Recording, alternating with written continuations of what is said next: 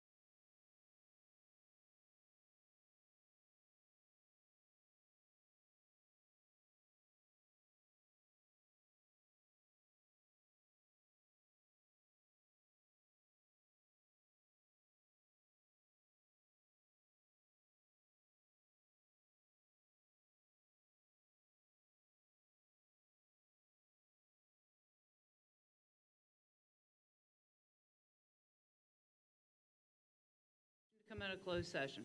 Madam Chairman, I move that we come out of closed session. I have a motion by Dr. Mealy. Do I have a second? Second. Second by Mr. Nelms. Sorry, Ms. Harrison, I heard him first. That's okay. Okay, any discussion? All those in favor signify by saying aye. Aye. Opposed? We're out of closed session. Ms. Johnson, will you please certify the closed session? Whereas the Bedford County School Board has convened a closed meeting on this date pursuant to an affirmative recorded vote and in accordance with the provisions of the Virginia Freedom of Information Act, and where Section 2.2-3712D of the Code of Virginia requires a certification by this school board that such closed meeting was conducted in conformity with Virginia law. Now therefore be it resolved that the Bedford County School Board hereby certifies that, to the best of each member's knowledge, only public business matters lawfully exempted from open meeting requirements by Virginia law were discussed in the closed meeting to which this certification applies, and only such public business matters as were identified in the motion convening the closed meeting were heard, discussed, or considered. Yes. Yes. Yes. Yes. Yes. Thank you, Ms. Johnson. Okay, due to an earlier motion when we approved the agenda, we're going to move 3.02 to 3.01. So open up with school presentations from Stanton River Middle School and Stewartsville Elementary School. Yes, ma'am. Thank you, Madam Chair. So board members, in order to keep you better informed as well as our community about the strategic work, not just of the school division, but of each school, we're having several schools present at each school board meeting their school continuous plan. Tonight, we're very pleased to welcome Mrs. Jessica Geyer, principal of Stanton River Middle School, and Ms. Denise Gersler, principal of Stewartsville Elementary School, who will each be sharing information about the goals within their school's continuous improvement plans. Tonight, you might hear some references to different levels within the accreditation. That was because we were going to have explained those until we decided to rearrange this order. But please know, any references to levels within accreditation we'll be explaining in the next presentation from Dr. Woodford and I. So without further ado, I'd like to introduce Mrs. Geyer, and we look forward to hearing your presentation. Thank you. Good evening, members of the board. I'm Jessica Geyer, principal at Stanton River Middle School. At Stanton River Middle School, our vision is to inspire our students to be lifelong learners who can compete successfully on the global stage while contributing to their community as productive citizens. Our mission is to educate diverse learners, nurture their potential, and empower them to be competitive, successful, and productive citizens. Our vision and mission aligns directly with the Bedford County Public Schools vision, building citizens, promoting success. This evening, I will share an overview of Stanton River Middle School's celebrations, continuous school improvement goals, historical data, and school-wide initiatives for academic support. As we reflect on the 22-23 school year, I'm very proud of the work that our staff has put into supporting the growth of our students. These are a few pictures that provide a small snapshot of our hardworking faculty and staff. In the top left, we kicked off the school year with a sharp staff excited to begin this year's learning journey. We hosted a selfie scavenger hunt with our new teachers to show them the SR way. Our library media specialist has worked diligently to renovate and innovate our library media center with flexible seating arrangements and a fresh, organized layout, making it easy for students to locate books of interest. We will continue to open our doors to showcase our students' learning experiences like the Living Museum pictured here. Our teacher leaders will continue to support one another and new staff.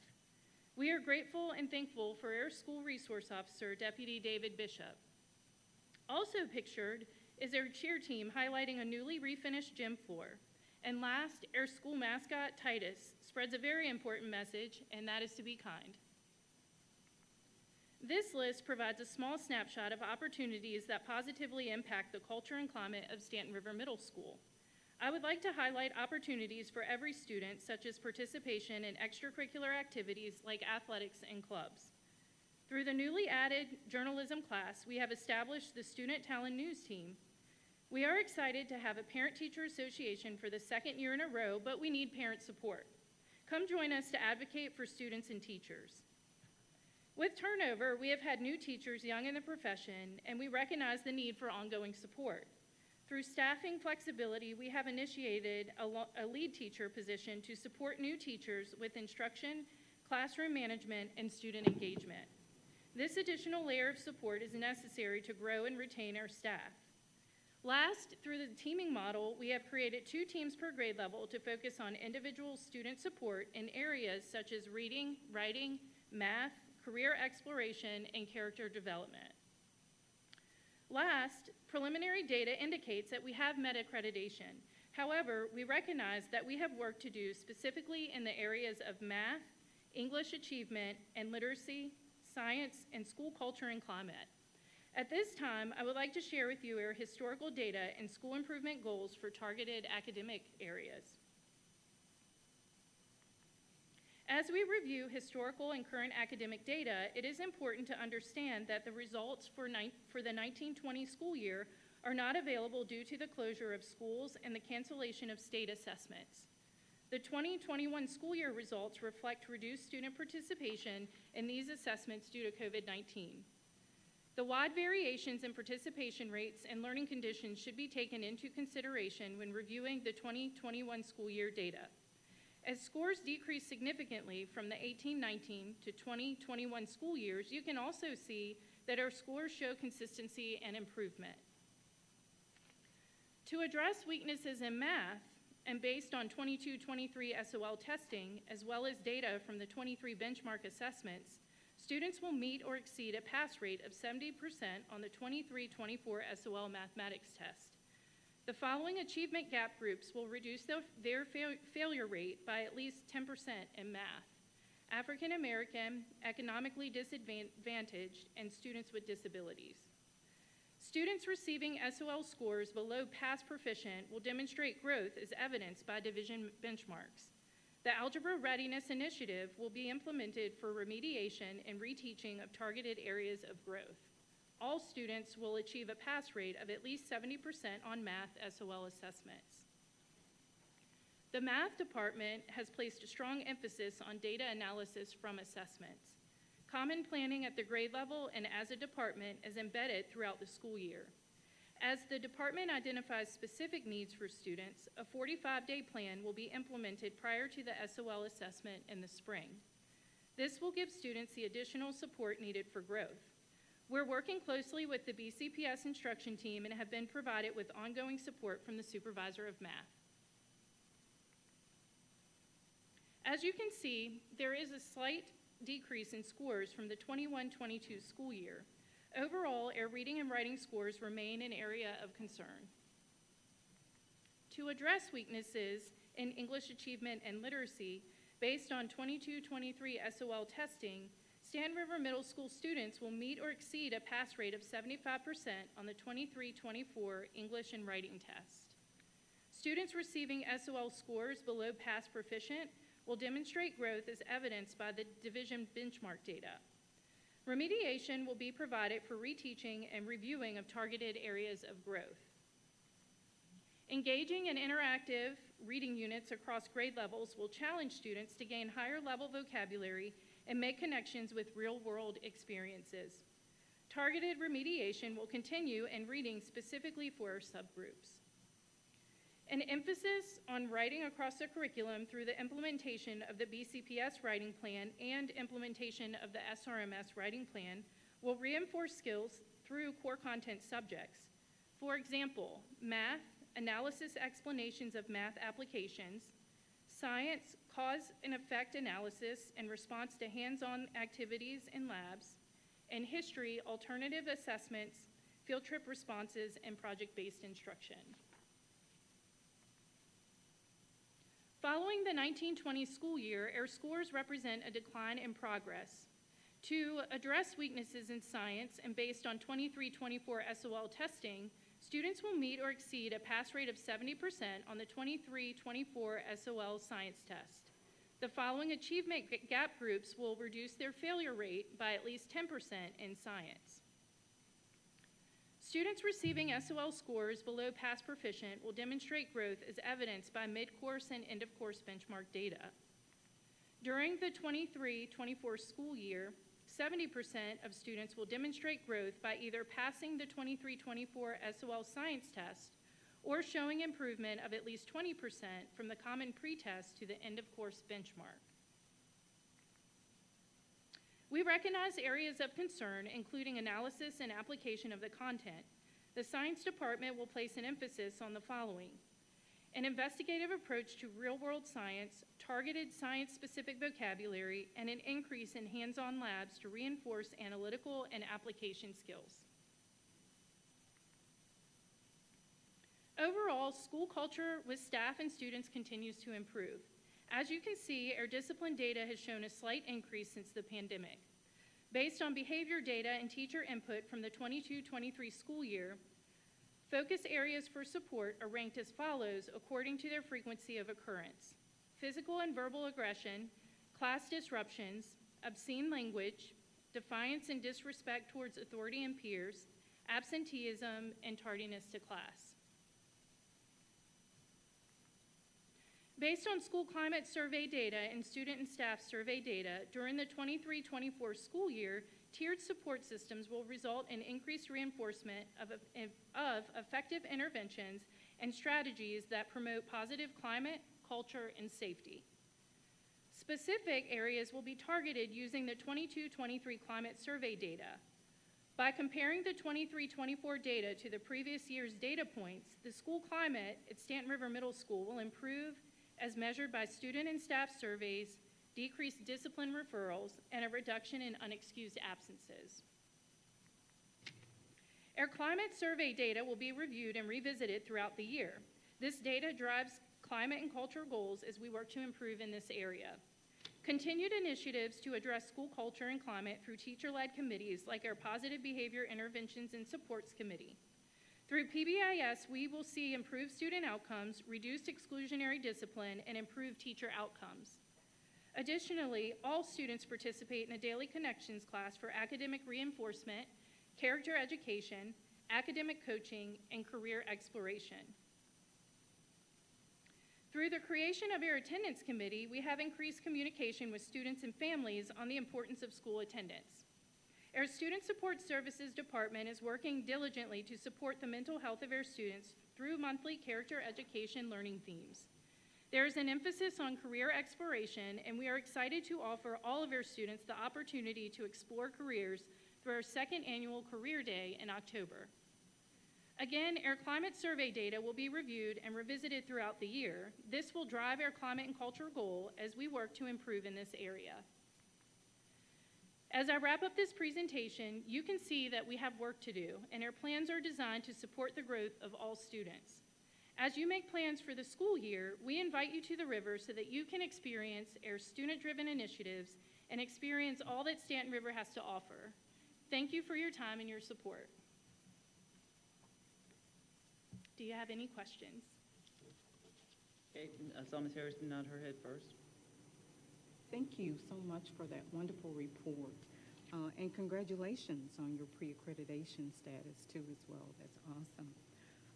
In terms of your lead teachers, you mentioned that you provide support through your lead teachers. So how many lead teachers do you have that's supporting? I have one lead teacher. One lead teacher. Yes. For how many teachers? I have 13 new teachers. 13? Yes, ma'am. Not all of them are new to the profession. Okay. So of those 13, how many of them are new to the profession? 4. 4? Okay. All right. And my other question is regarding your mascot. I love your mascot. Does the mascot get to visit classrooms and hang out occasionally? Yes, Titus is also an integral part of our Talon News team, so you will often see him on our weekly newscast. But yes, he visits, and sometimes he's out in the parking lot. Okay, fantastic. Yeah. Thank you. Best of luck to you all. Thank you.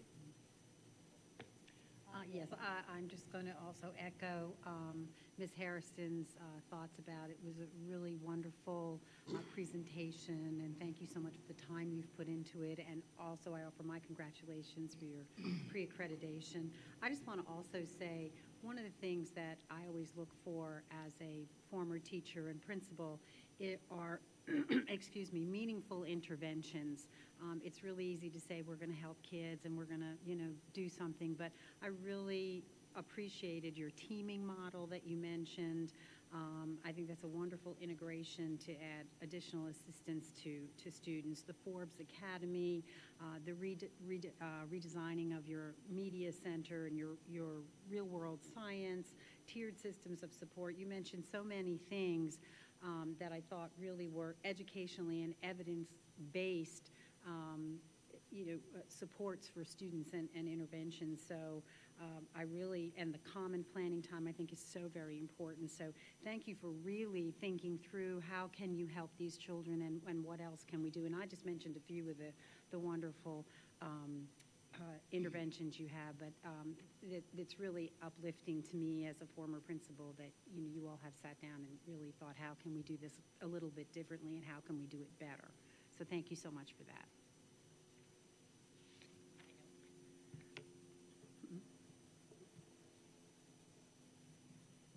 Diane.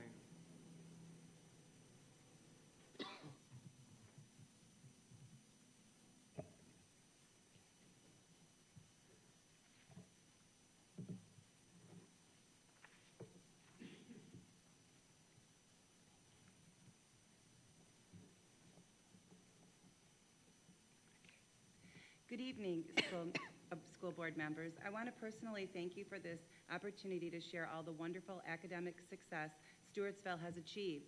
I'm honored to be the principal of this dedicated and hardworking school. As you will see, we are a very data-driven school, which helps to keep our instruction purposeful and focused on student performance. Our school has its challenges with socioeconomic impacts. However, we are able to meet the needs of students and keep our expectations high. There's so much to celebrate, so let's begin. Stewartsville celebrates full accreditation in all subject areas. Stewartsville has already had a successful family literacy night. 73% of families were in attendance. The event was fully funded by Title I funds. Pizza was served and take-home reading tools were handed out. Stewartsville is also proud to announce that this school year our PTA is fully staffed. This dedicated team has already contributed to the school by repainting the map in the courtyard and helping with the outside appearance of the school. In order to establish goals for our continuous school improvement plan, we need to first look at the data. Goals were created for English using analyzed data from previous standards of learning scores and Pell scores. PELS is a phonological awareness and literacy screening that is state-provided and a screening tool for Virginia's Early Intervention Reading Initiative. The purpose of PELS is to provide early diagnosis and immediate intervention. As you can see, our school has maintained a percentage of 75% or higher for English Standards of Learning Assessment, and for PELS, we reduced the number of identified students by 23%. Stewartsville leadership team created goals to improve reading scores overall. They are as follows. 75% of students grades 3 to 5 will achieve a score of 400 or greater as measured by the Standards of Learning Assessment in the spring of 2024. Students grades K through 3 will demonstrate a 20% reduction in PELS identification as measured by the Spring PELS 2024 screening. The resources Stewartsville is using to improve reading scores are following the new Benchmark Advanced Reading Program to Fidelity. Teachers have already reported that they are seeing improvements in writing and more interest in reading. Stewartsville is also fortunate to have an additional reading specialist and a reading remediation teacher paid for by Title I funds. This is in addition to the reading specialists provided by the county. The 3 specialists provide intense remediation to students identified by the PAL screening. Goals were created for math using the following data from the Standards of Learning, Moving with Math, and Assessing Math Concepts. Assessing Math Concepts is an assessment tool and remediation curriculum purchased with Title I funds. The assessments focus on important core concepts identified that must be in place if children are to understand and be successful in mathematics. These assessments provide a roadmap for teachers to provide more effective instruction and ensure maximum learning for each of their students. Stewartsville is currently in Level 2 for the subgroup students with disabilities. We are using Moving with Math assessments and curriculum provided to us by our special education department to monitor student progress and provide intense remediation on specific skill weaknesses throughout the school year. Moving with Math offers lessons designed to provide students with critical skills and concepts that lay the groundwork for a strong academic future. Moving with Math utilizes explicit and systematic design principles to address the needs of students who need reinforcement of foundational skills. These assessment tools help us closely monitor our student progress throughout the school year. This provides for purposeful planning for remediation in all grade levels. Stewartsville also uses our Title I money to fund a part-time remediation teacher that focuses solely on math. Stewartsville is working closely with the Bedford County Public Schools Supervisor of Mathematics to support teachers with the pacing guides and the many state-provided resources.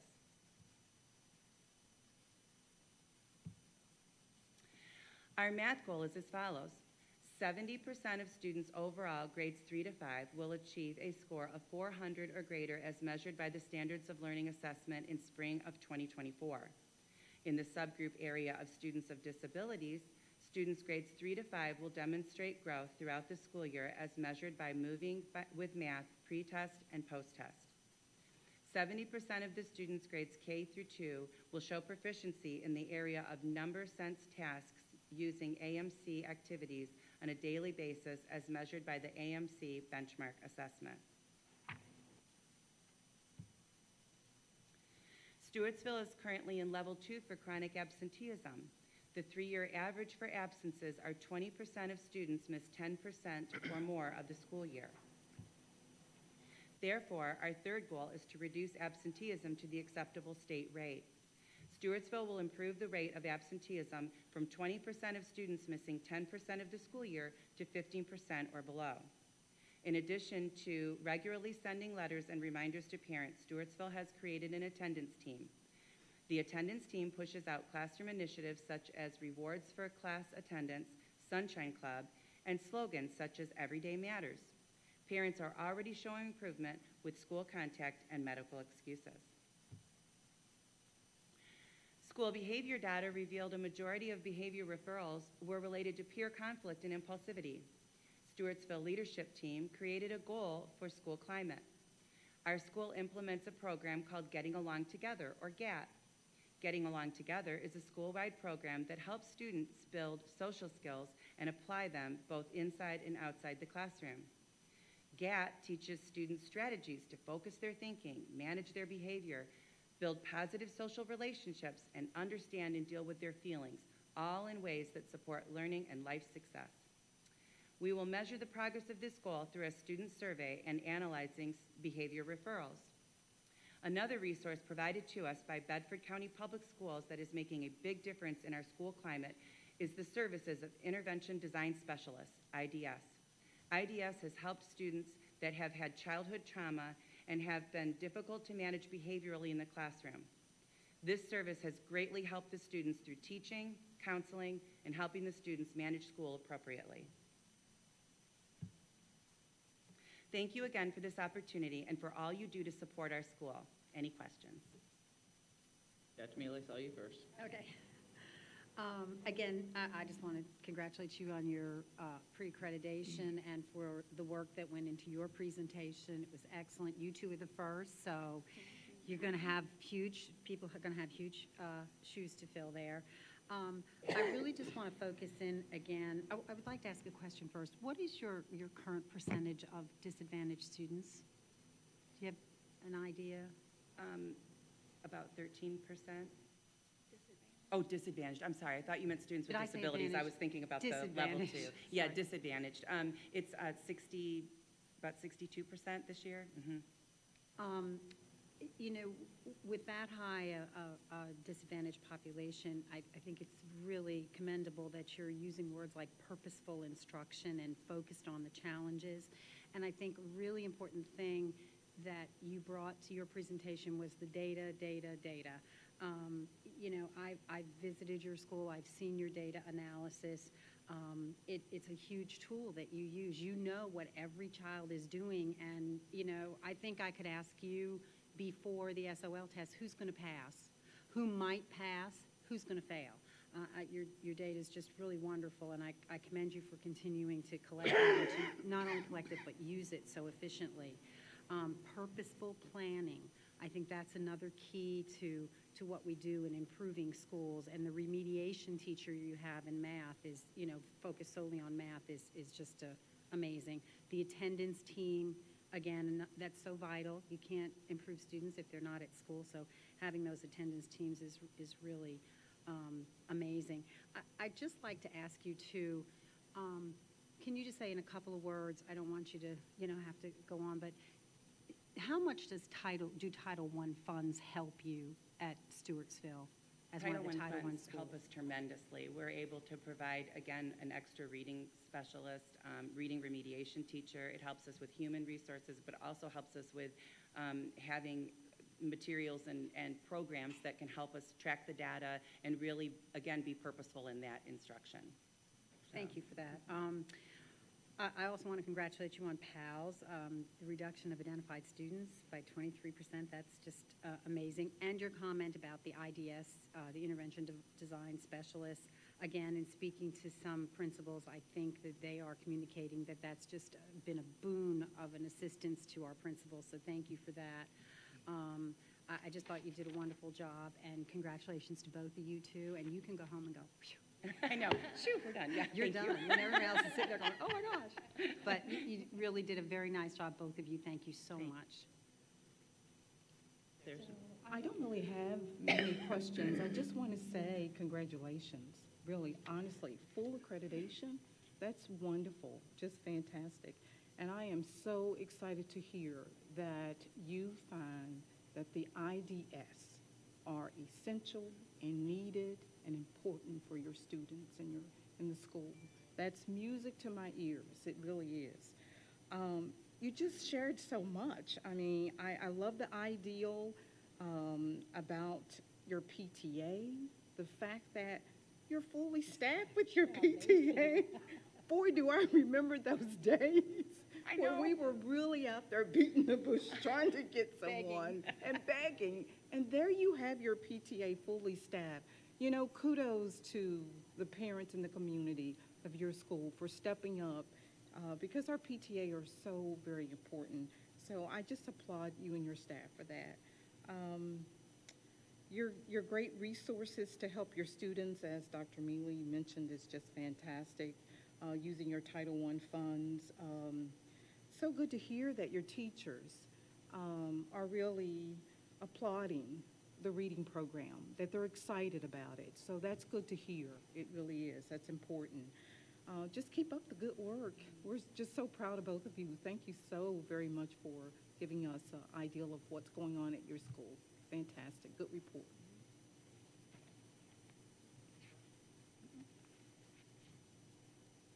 Thank you both so much. Really appreciate it. Great job. Okay, and giving this hour, we will go ahead and break for dinner, and then we'll pick up with the preliminary accreditation information when it's in the agenda, number 10. Okay, let's go to dinner.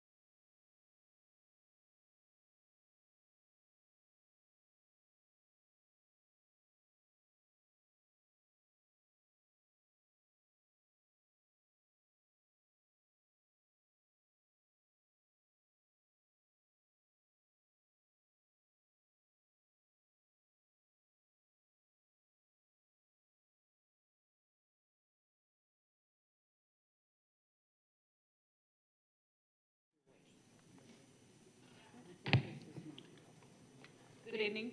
I'd like to reconvene this regular meeting of the Bedford County School Board for September 14th, 2023. And if you would, please join me with the pledge.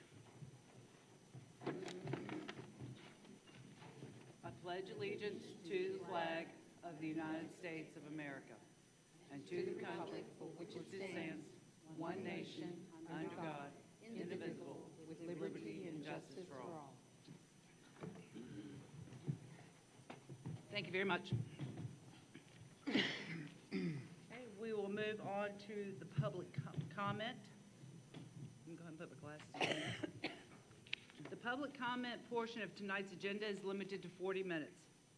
Speakers are asked to state their name and voting district. The school board is here to listen to your comments, but will not engage or respond to speakers during this 40-minute period. Please remember that this is a public meeting and that we expect all speakers to refrain from foul, profane, abusive, or hateful language during their comments or at any time while in attendance during this meeting. We also ask that speakers keep their remarks objective and about the school in nature.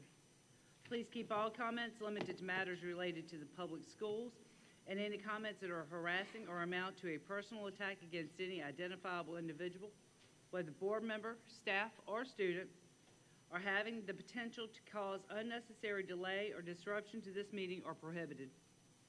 This is a public meeting for public matters. If a speaker is not present when their name is called, we will proceed with the next name on the list. Individuals will have 4 minutes to address the board. An alarm will sound when an individual has 30 seconds remaining, and a second alarm will sound when the allotted 4 minutes have expired. When the second alarm sounds, please discontinue speaking and allow the next person in line to come to the podium. Should you be unable to finish your comments, please send or give them to Mrs. Johnson, and she will give them to board members. We also ask that you please do not adjust the microphone as it has been positioned for optimum audio quality.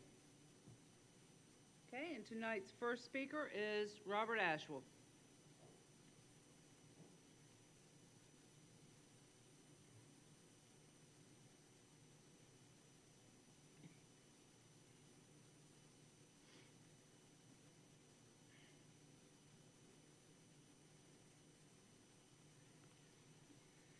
Good evening. I'm Robert Ashwell, and I live in Huddleston.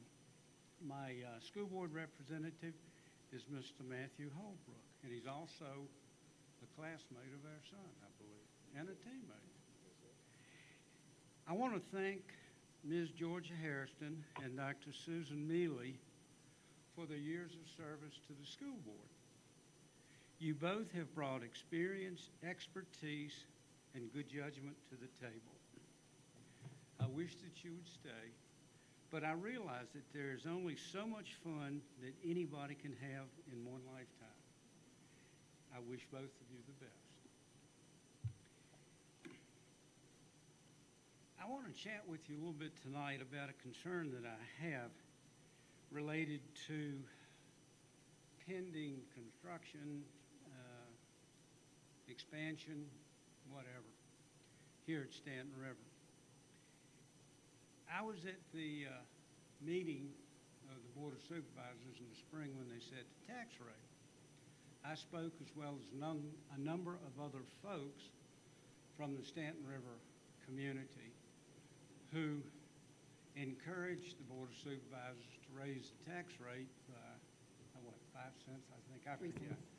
Anyway, to raise the rate so that the money could be spent to fix this auditorium, expand it to put classrooms and storage and whatever else was needed in this facility, and to do something about the awnings. That was 4 or 5 months ago, and to my understanding, there's only been one joint committee meeting since then between the supervisors and the school board. That concerns me because time is money, and the longer we put it off, the more expensive it's going to be. In the 30 years since Stanton River parents were promised to have renovations and expansion in this building, It was in this building in October of 1993. Parents and I met with the superintendent, then John Kent, and over a period of months, we worked out a plan. And we thought that among the stuff that was going to be done at the river, this thing was going to be fixed. It quit leaking all the time. There wouldn't be a swamp in here. The band uniforms wouldn't be ruined. Instruments wouldn't be ruined. Music wouldn't be ruined, and so on and so on. Well, that didn't happen because of cost overruns in Forest. Ironically, so many years later, we upgrade Forest, we spend all that money down there, and we still got the same basic problems here. So, 30 years after I was here and heard those promises, I truly hope that we can get this thing done. Now, in that Board of Supervisors hearing, Mr. Edgar Tuck, who is a Moneta representative. Yep. Oh dear, I'm about to run out of time. At any rate, we have to have the approval of the Board of Supervisors to get anything done. Let's meet as a joint committee, put a plan together, let's get it done. We're burning daylight. Our children deserve better. Thank you. Thank you, Mr. Ashwell. Christina Kingery. Christina Kingery.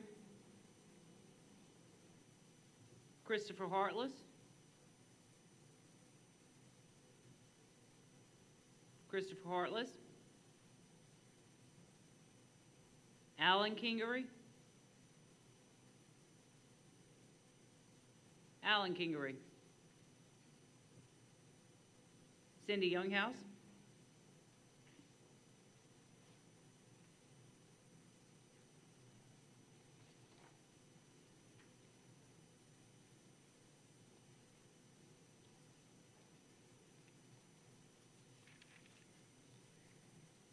Good evening. I'm Cindy Younghouse of District 7. Thank you again for this opportunity to address the board. On August 29th, I attended the Intergovernmental Affairs Committee meeting, in which policies for choosing theater productions and handling VHSL transgender appeals were discussed at length. First of all, it's obvious the proposed theater script policy, INC, is nothing but reactivity to head over heels, last spring's LGBTQ+ inclusive musical at JF. It was a wonderful show, by the way, with the necessary relevance for our community. Considering this origin story for INC, its implementation will be interesting. Its unfortunate, inevitable adoption demonstrates an unfounded lack of confidence in our talented theater professionals, as well as a potentially reckless vehicle for discrimination and censorship. Secondly, the VHSL transgender appeals process discussion by the IGA committee provided substantial insight into motivation for passing the Youngkin model policy. Some committee members made it very clear the desired outcome is to prevent any appeal for transgender athletes in BCPS. According to the meeting attendees' discussion, there have been 39 appeal requests in the last 9 years, with 36 appeals granted. Last year, there were 11 appeals with 9 approved out of approximately 172,000 students. The discussion proceeded with an implicit proposal to leave VHSL that, quote, things might change, end quote, and more districts would leave VHSL, all to avoid playing other teams with transgender students.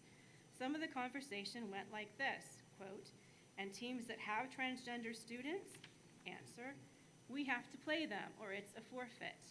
Response, so we have to put our students at risk. And we pay them, VHSL, how much a year? End quotes. Since our students are playing teams with transgender students, I would respectfully like to know for what precisely are they at risk? Another question for which I very much would like an answer is how do you intend to police this confidential student data? Also, what good do you imagine could possibly result from such policing? Let me be clear. LGBTQ+ students exist and pose absolutely no risk to you or anyone else. Here's another quote, but from Merriam-Webster this time, quote, "An obstinate or intolerant devotion to one's own opinions and prejudices," end quote. That's the definition of bigotry. When prejudice against a group, especially an already marginalized group, insinuates they are an entity to be feared, harmful bigotry is committed against that group by definition. Sadly, the IGA committee concluded that by adopting Youngkin's model policy, quote, "to a T," end quote, then no language specifically against transgender students would be needed in policy in order to block the appeals process. Conveniently, quote, "They, VHSL, will work with us. Any student under grant of appeal would have the appeal revoked and must return to the team sport of their biological sex. VHSL will support whatever school boards do," end quote. So the adoption of Youngkin's model policy, according to some on the IGA committee, means no transgender students in sports. That is the entire stated motive. I'm not sure the motives behind INC and adoption of Youngkin's model policy gel with Virginia Code 2.2-3900, otherwise known as the Virginia Human Rights Act. Please vote no to INC. Please reconsider allowing the VHSL appeals process for transgender students. Please don't use Youngkin's model policy for even more indignity. Thank you for your time, and congratulations to the Daniels family. Thank you, Ms. Younghouse. Patrick Smolinski.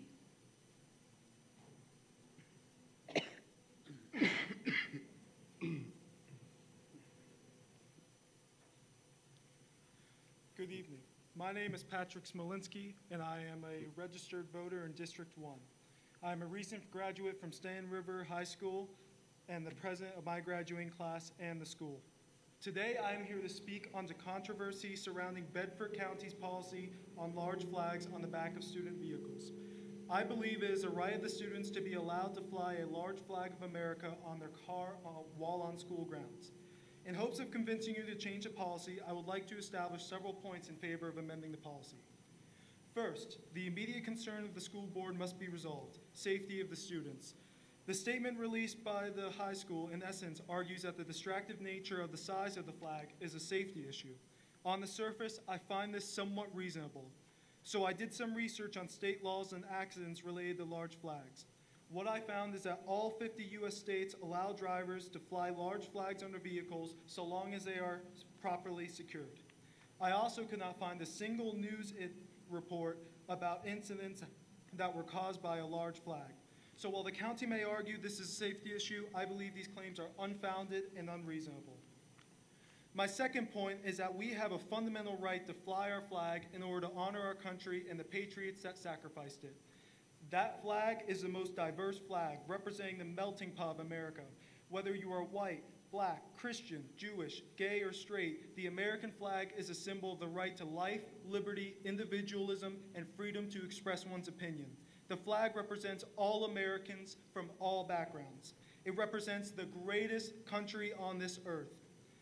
No country has done more for civil rights, freedom, and opportunity than America. However, our freedoms did not come easily. The founding fathers who put their lives on the line, the Union soldiers who died fighting against slavery, and the 18-year-olds who stormed the beaches on D-Day, all of them sacrificed in order to give me the right to fly that flag. They died so that patriotic students like Mr. Hartless could show their appreciation for the blood they shed. Our students have every right to fly that flag to show love for our country and its veterans. Lastly, my final point is on what incentive Bedford County offers parents to stay here. A huge reason to enroll a child in an underfunded rural county like Bedford is its policies. As a cashier, I have had adults in their 50s come up to me cracking jokes on how they cannot count because they had a Stanton River education. I personally know families who pay to send their kids to other schools so they can receive a better education. The grade level presidents of Stanton River were once asked what we do well in education, and not one of us, including me, could give you an answer. The truth is, quality of education is not one of our highlights as a school system. However, given the choice between sending a child to Stanton River or a school whose policies I disagree with, I would choose Bedford County every time because I feel like we have a pro-parent school board that loves our country. In essence, so long as the school board allows us to display flags, regardless of size, and has a pro-parent platform, I will continue to support this county. And if they do not fix this policy, I will simply take my business elsewhere. I have spoken with many students and adults on this issue, and nearly everyone agrees that this policy should be amended. I appreciate everything that you have done for this school, and I hope to continue to see many great things out of this county. Thank you for your time, and congratulations, Mr. Daniels. Thank you, Mr. Smolinski. Janet Roby.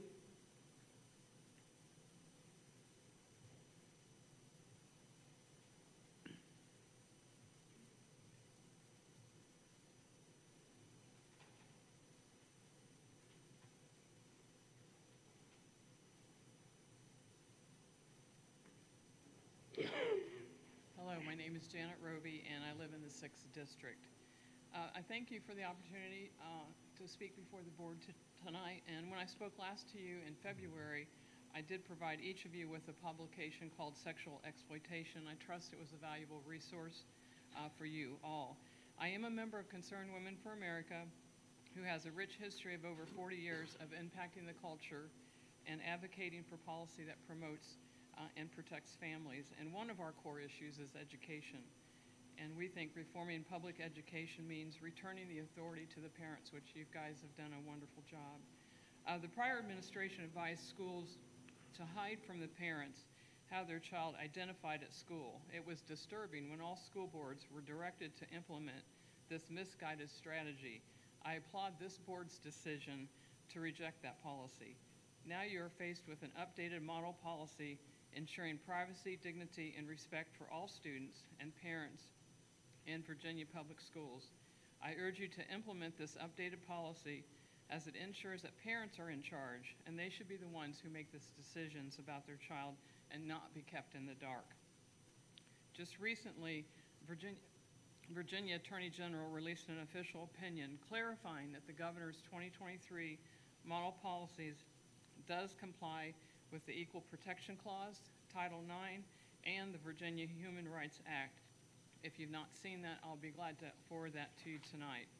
In regard to the Fourth Circuit Court of Appeals decision, Grimm versus Gloucester County School Board, we must realize that this decision is to be viewed as a narrow in scope, as it did not address, one, students' use of locker rooms, overnight sleeping arrangements, or athletic teams, parents' right to be notified if their child had begun to identify as a different gender at school, or teachers and student rights and obligations in speaking words or taking actions inconsistent with biology and or conscience.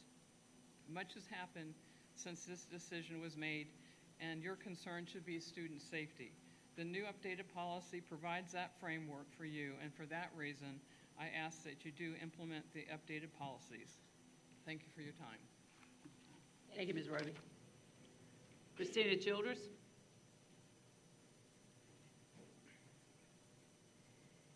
Hello.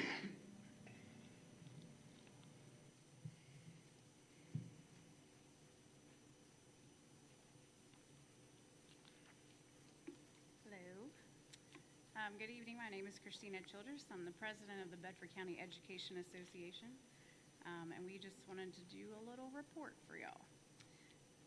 We as a local association wanted to welcome everybody back to the start of school that's very well underway, and just to clarify for the board what our purpose is as an association. The BCA is a professional organization that tries to advocate at the local level for concerns of its members. Just for the record, any BCPS staff member is eligible to join the BCA, whether part-time or full-time, whether an instructional teacher, bus driver, custodian, paraprofessional, administrator, or any classified or certified staff. We have members at every single school and work site in Bedford County, and though not every employee chooses to pay dues for tort liability coverage, we attempt to represent the concerns of staff in BCPS. This summer, the executive board of the BCA met for a planning session and discussed our vision for the upcoming year, so I just wanted to share that with you tonight. The BCA's vision, statement, and mission is, quote, advocating for safe, fully supported, successful students and staff in Bedford County Public Schools. Every decision we make and every issue we address attempts to be in line with that vision. We would encourage any staff member who feels like they would like to work toward helping realize that vision to apply for membership through our website. Another thing we wanted to tell you about tonight is that every year since 2017, the BCA has funded mini grants of up to $6,000 annually for members who submitted a valid application by the grant deadline. The grant funding ranges have gone anywhere from $60 to $500 per applicant. It just depends on what the member needs. When we first started funding local mini grants, most of the requests dealt with technology for special education services or personalized learning. But since those needs are now met more by the division's funding, over the years the requests have changed. It's been interesting to see how the staff needs have changed over the years, and BCA is happy to help provide for as many needs as possible.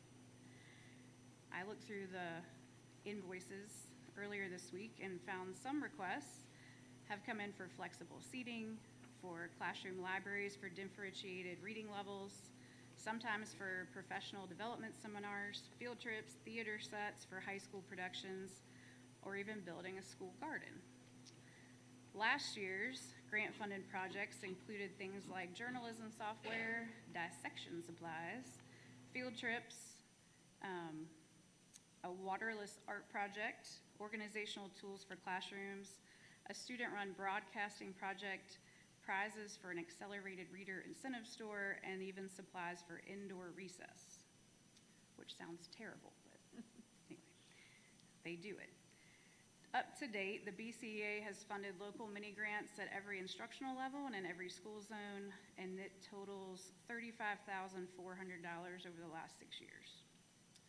The upcoming fall mini grant deadline is September 29th, so we would encourage any BCA member to assess their work site's needs, be creative and innovative, and submit a grant application that aligns with the vision of creating a safe, fully supported, successful students and staff.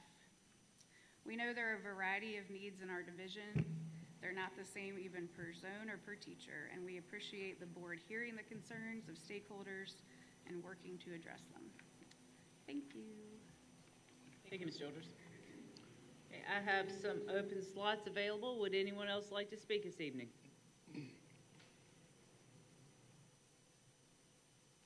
Okay, not seeing anyone come forward, I'm going to close the public comment portion of tonight's meeting.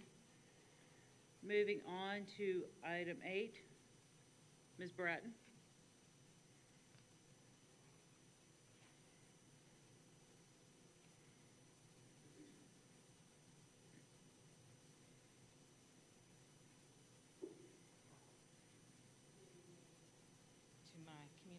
Colleague, you have quite a bit to choose from for your package tonight, after hearing what's going on here. This is not a heavy request, but this is a follow-up to the request that I made several months ago when I came before the board to talk about the television broadcast show that I wanted to do for the county. Well, we have been moving forward, and I wanted to give you an update on that. So we have a media partner. We have a major media partner. This media partner wants to encompass the entire state, not just this county, and not just surrounding counties, so this will be a statewide project. We have the support of the state, of our state officials. We have the support of our congressionals, our U.S. Senator. We have, of course, we have the support of the board. We are moving forward looking for a studio space. I had a conversation with your chairperson who mentioned that Jefferson Forest actually has a studio.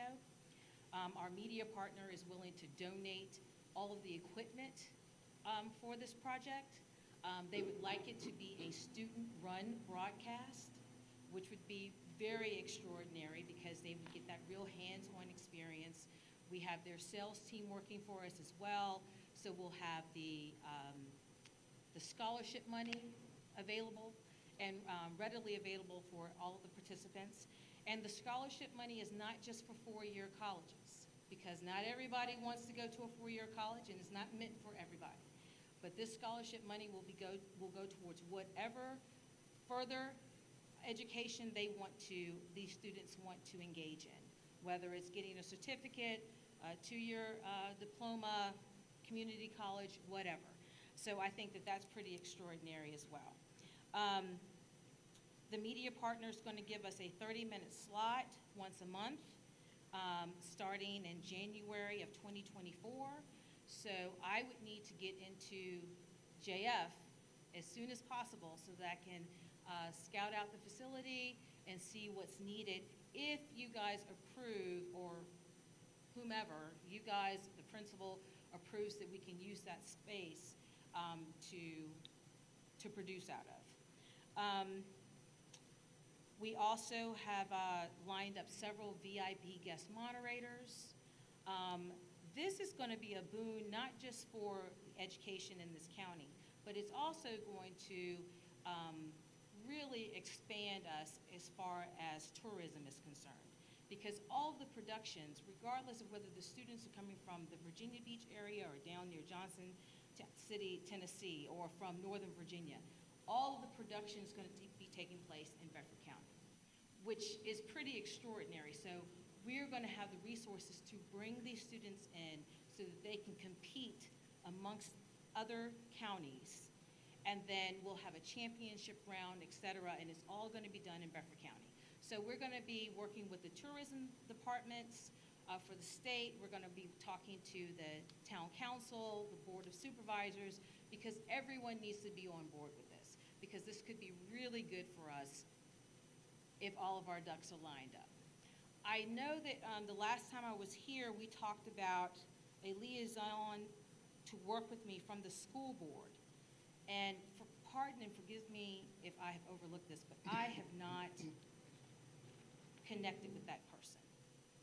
And now that we are full steam ahead with this, I'm going to need to be in touch with that person so that we can get started on doing what we need to do. I met with the VP of Nexstar Communications, and that is who our media partner is going to be. So not only do they have a station here locally, but they have one in Lower Virginia near Tennessee border. They have one in Richmond. They also have one in the Hampton Roads area, and one that covers Northern Virginia. So that entity, this programming will not only live on those particular television stations, on all of those areas, but it will also live online and on their mobile apps. So it will be great exposure for the school system, great exposure for our kids, great exposure for our county. Let's see here. School board liaison, student workforce, these would be paid interns who would be operating cameras, and we're not only using the students here locally in Bedford County, we'd be using students from all the participating schools. What they would do is they would go out and they would record vignettes. A vignette is like a package that you produce on your cell phone. And that's the way a lot of folks are getting their information now. They're recording on their cell phones. And so we're going to teach them how to put a story together, how to put together the who, what, when, where, why, and how. 5 W's and the H, how you tell a complete story. We're going to teach them how to edit their information, how to edit on their cell phones, how to, whether you shoot vertically or horizontally, what's the best aspect ratio that you should be using. And then, of course, we have the equipment that the media entity is going to be donating to us. They'll be learning how to use those cameras as well. And as I understand it, Jefferson Forest is also already getting material and equipment donated to them. So this would just be added to it. As part of the agreement for this media entity, we had to set up a nonprofit, and so that nonprofit would be the one that would distribute all the funds for the scholarship money. Let's see. So that basically is the update that I have for you guys in a nutshell. So my ask this time around is to be able to, A, go in and see the space at Jefferson Forest, talk to whomever it is that is managing that space, and potentially using that space for this production. And I need that liaison with the school board. I need to be able to work with that person so that I, don't make any accidental mistakes or missteps. We want to make sure that we are in line with policy. Do any of you have any questions for me? Questions? Actually, what about potential contestants for your first show since that's quickly approaching? It is quickly approaching. Do you need those to come from Bedford County Public Schools as well? Yes, that would be our pilot program, and our pilot program will be produced with Bedford County school students. And so, yes, we would need to start looking for teams right away. And that's another thing, that's another reason why I really do need this liaison with the school board or with the superintendent's office, whomever, because we need to determine whether we want to do teams or individuals, because a big thing is homeschoolers. We do not want to exclude homeschoolers. We don't want to exclude private school students. We want this to be completely inclusive and everyone to have an opportunity to showcase their talents. When you're playing football, you can showcase your talents on the football field or the basketball court. This is going to showcase your academic muscles. So we want to make sure that all students have an opportunity. So whether we do teams or we do individual competitions, I'm of the ilk to do both, because I just think that it fosters teamwork, and that's something that we really need to do. But I also would like to have a competition for individuals because, again, we don't want to exclude the homeschoolers out there. So we need to put together an advisory board with this liaison from the school board or from the superintendent's office.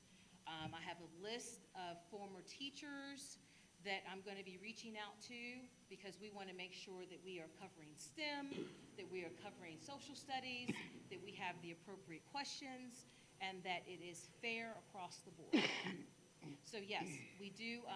We are looking at mid-January for the pilot taping. We need to get this advisory board together, and then we can move forward with if we do team competitions or if we do individual competitions. And I will be honest with you, I have been unsuccessful at connecting with a lot of our homeschool groups to see, if this is a viable situation or opportunity for those students. I think it is. I just don't think that a team competition would work for them, but I do think individual competitions would work. So that's why I think I would like to do a hybrid of both. But again, I need to get that advisory board together. And I'm hoping to do that by the end of September, which is in just a few weeks, and have our first meeting the second week in October with the television station.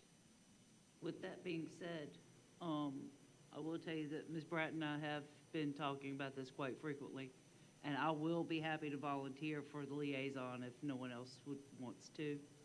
I want to offer it to someone else before I just step in, but I'll be happy to do it. Don't everybody just jump to do it, you know what I mean? You got me. No, but I think that this would be, this is going to be a great opportunity for our students. We are coming up with the scholarship packages, beginning at $1,500, going up to $3,500, which I think is significant, when it comes to, course curriculum and trying to, purchase books and whatnot.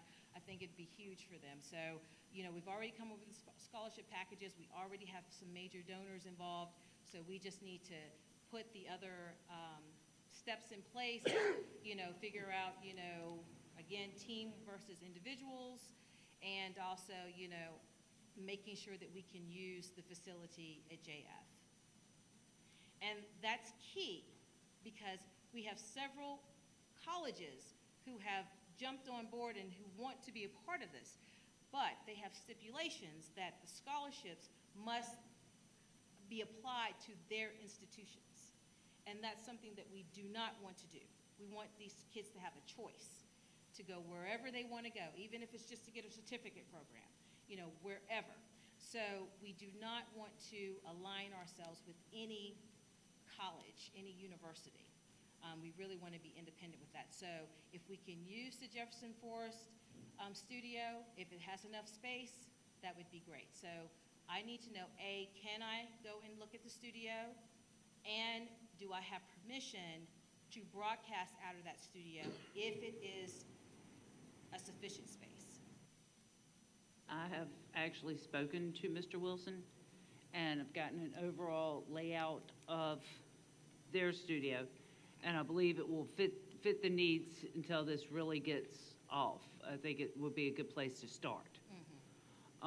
But I also know, too, that we are cautious as to who goes into our schools. So does anyone have any objection with Ms. Bratton getting in touch with Mr. Wilson and going and looking at the studio and making sure that that is okay?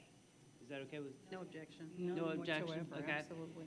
And Part B, do we have a problem with that being used as a place to broadcast from? Well, again, I think having her talk with the building principal certainly is first and foremost and key here. And of course, if it's agreed upon and the principal is okay with it, then yes, I see no reason why we couldn't proceed on.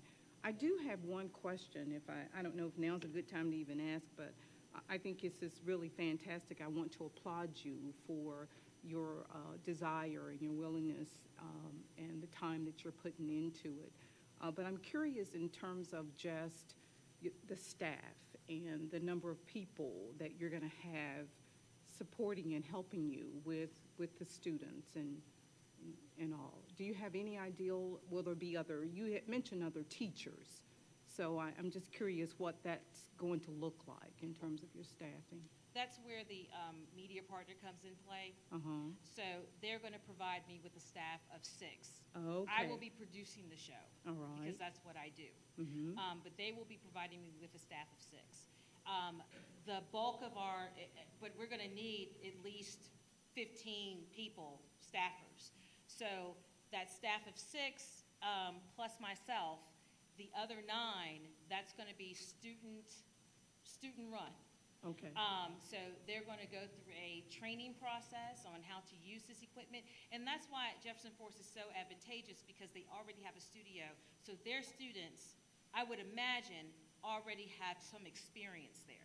But we want to open this up to other students as well, students from Liberty, students from Stanton River. We want to give them all the opportunity to do this. Not everybody goes to Jefferson Forest and has that opportunity. So we want to open up those doors. And so that's what this staff of 6 from our media partner is going to do. They're going to be training these students. We're going to have someone there, and I, of course, will be there for every broadcast to make sure that, everything goes smoothly. Nothing is going to be live.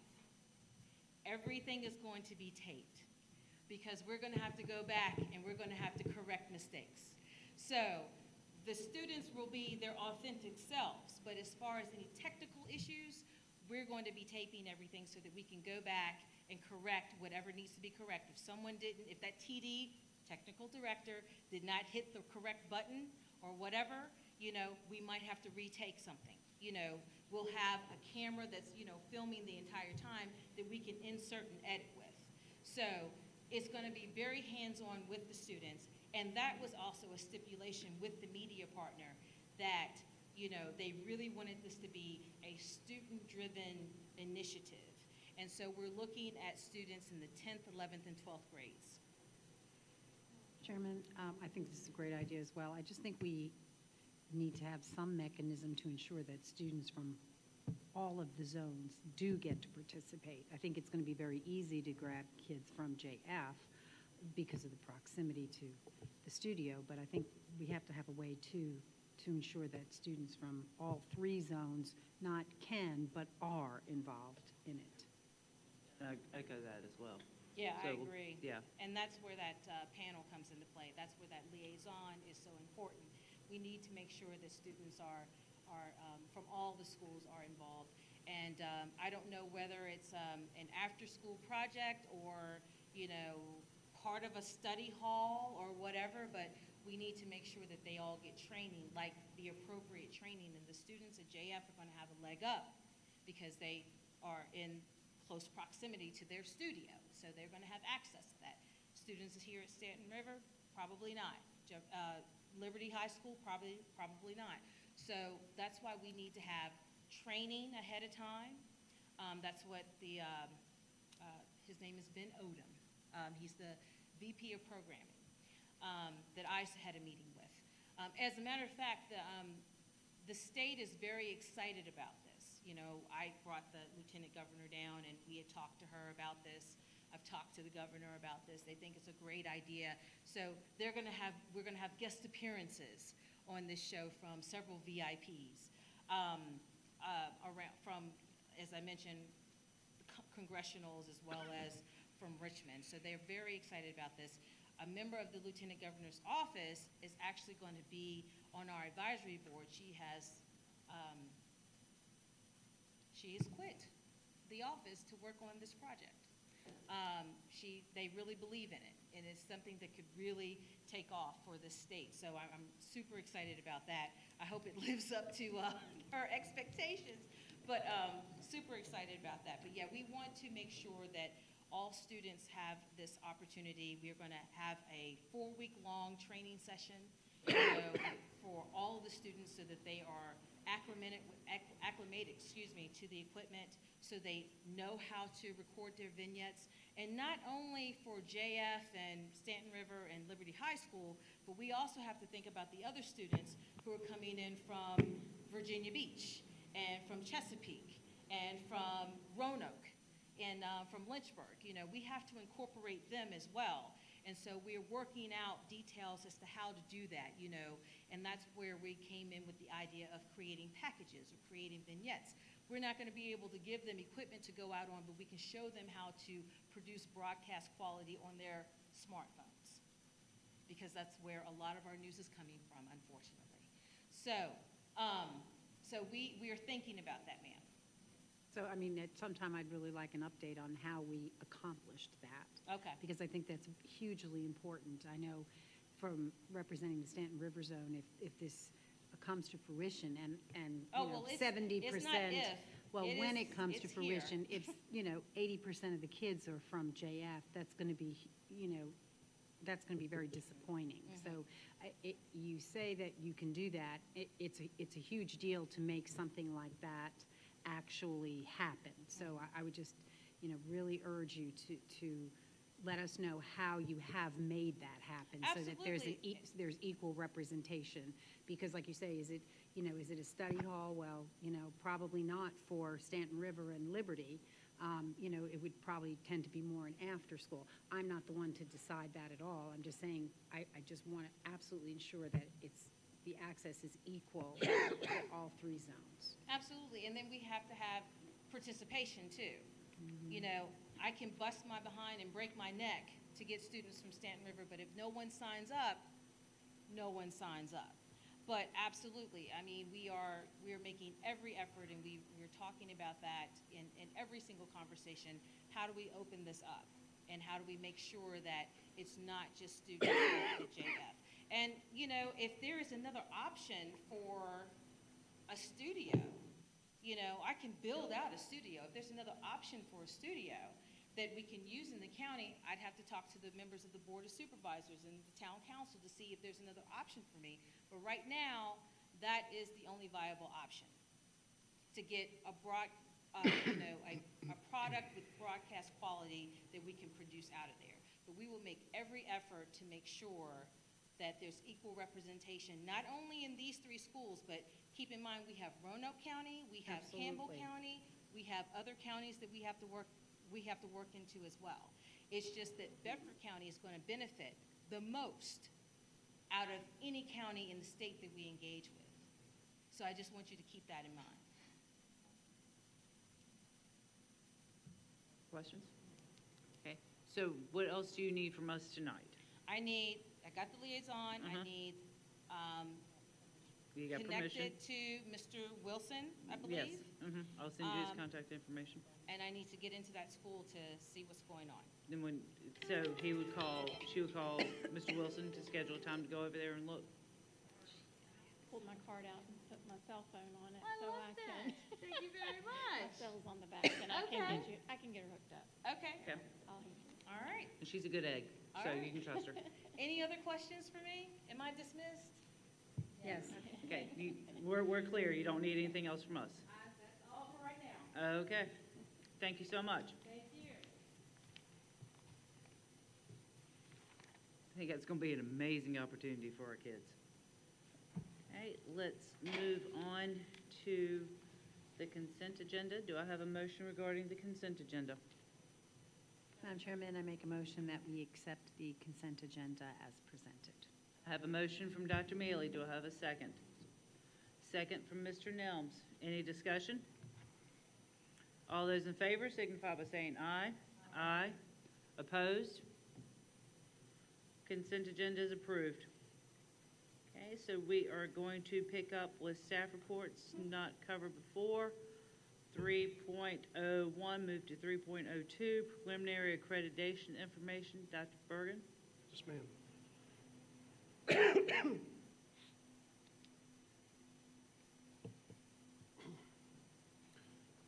Good evening, members of the board.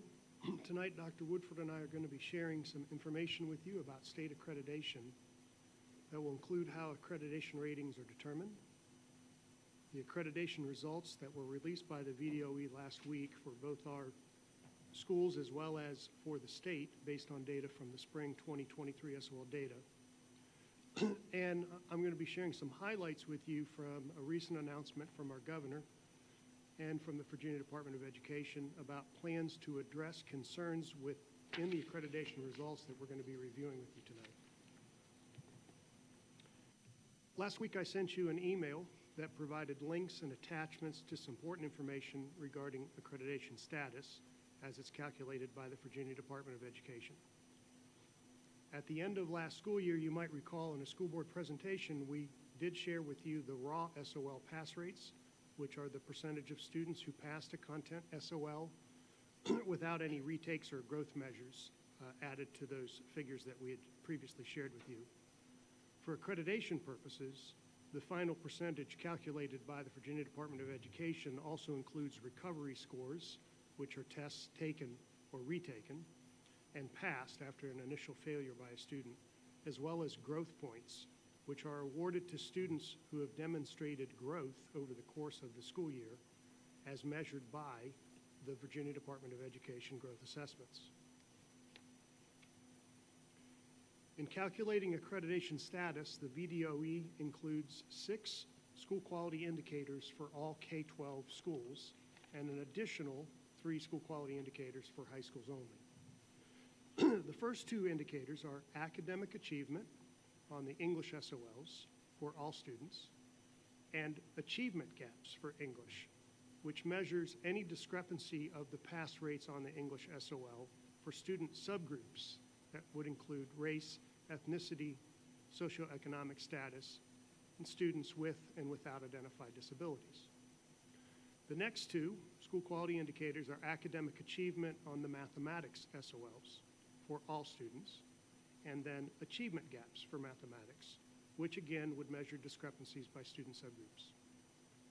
The 4th indicator for all schools is the overall academic achievement on the science SOLs. The 5th indicator for all schools is chronic absenteeism, which is the percent of students within a school who miss 10% or more of their enrolled days during an academic year. So those 6 are all schools. There are 3 more for high schools only. And those include the Graduation and Completion Index, which is a measure of each school's graduating cohort and includes students who have earned a standard or modified diploma, students who have earned their GED by passing the General Education Development Test, and students who remain active in school membership on the last day of the previous school year.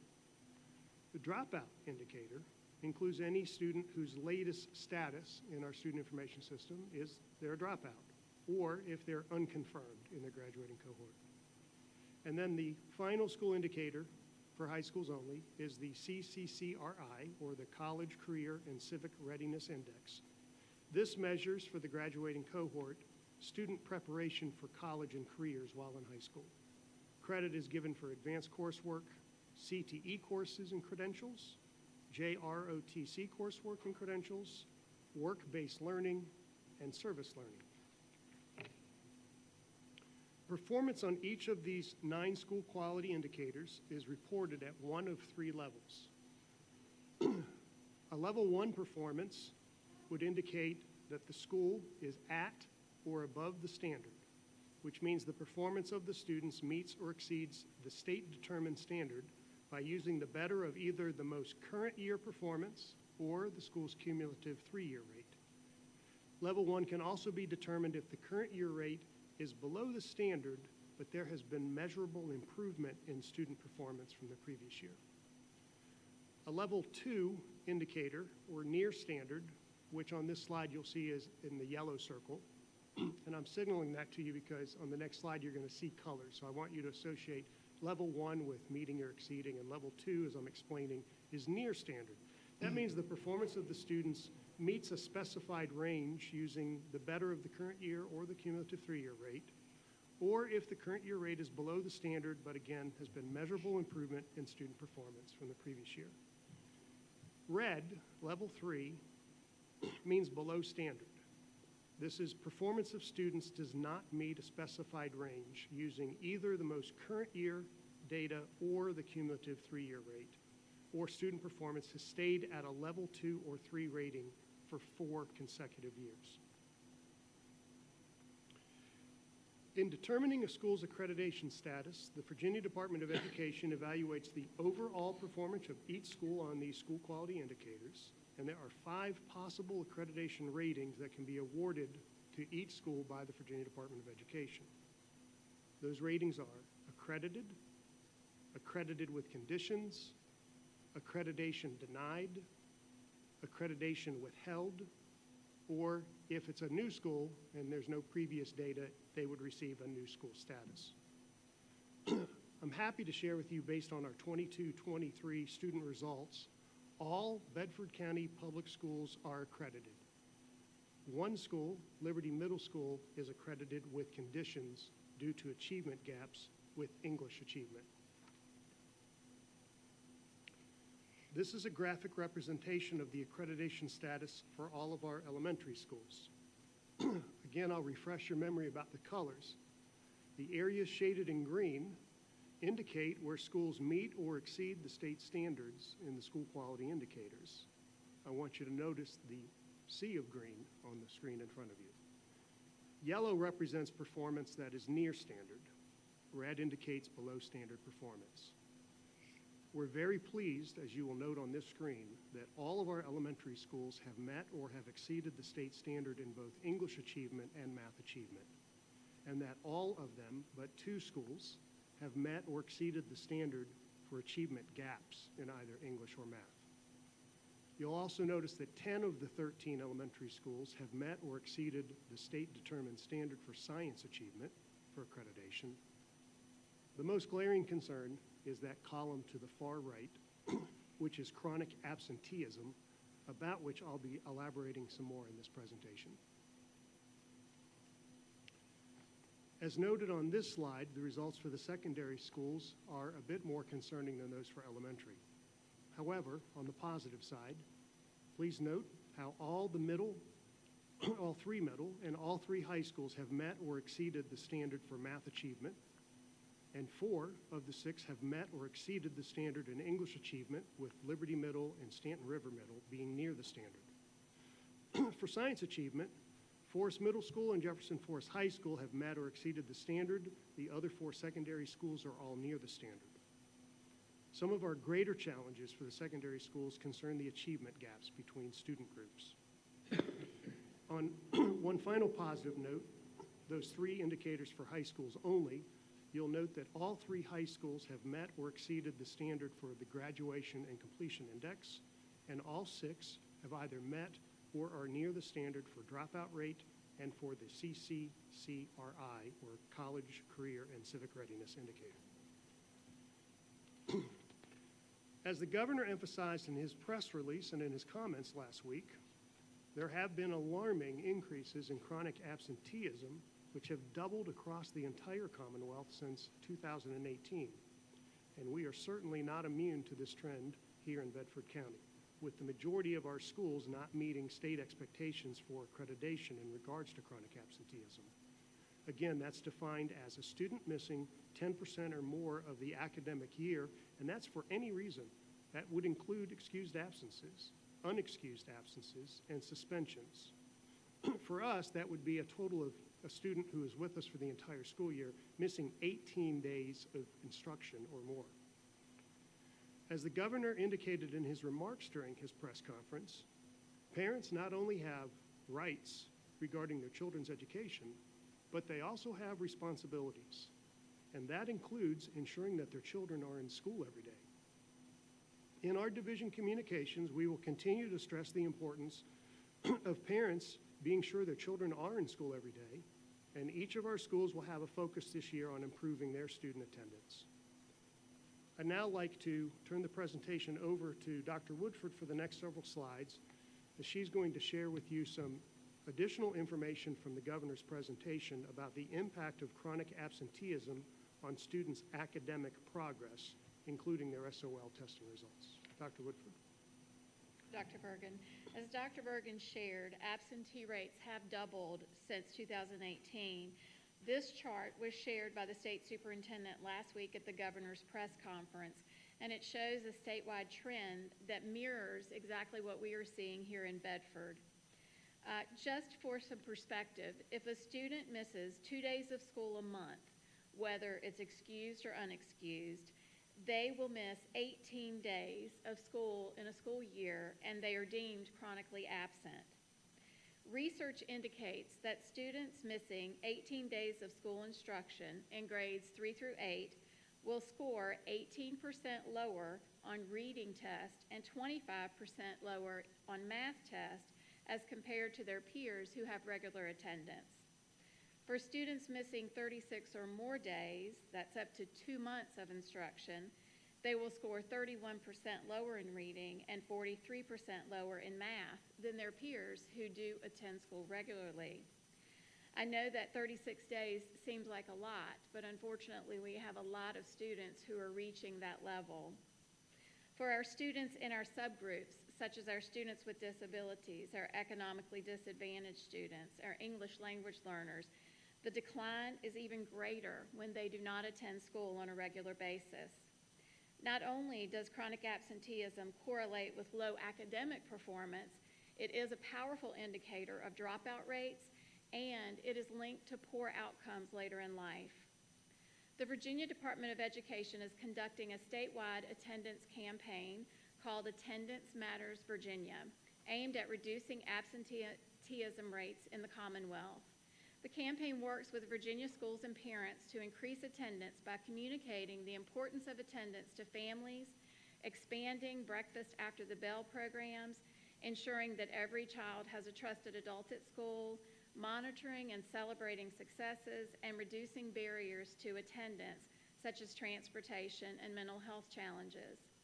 This summer, during our admin conference, our administrative leaders focused on ways to improve school attendance, not just through using the truancy process.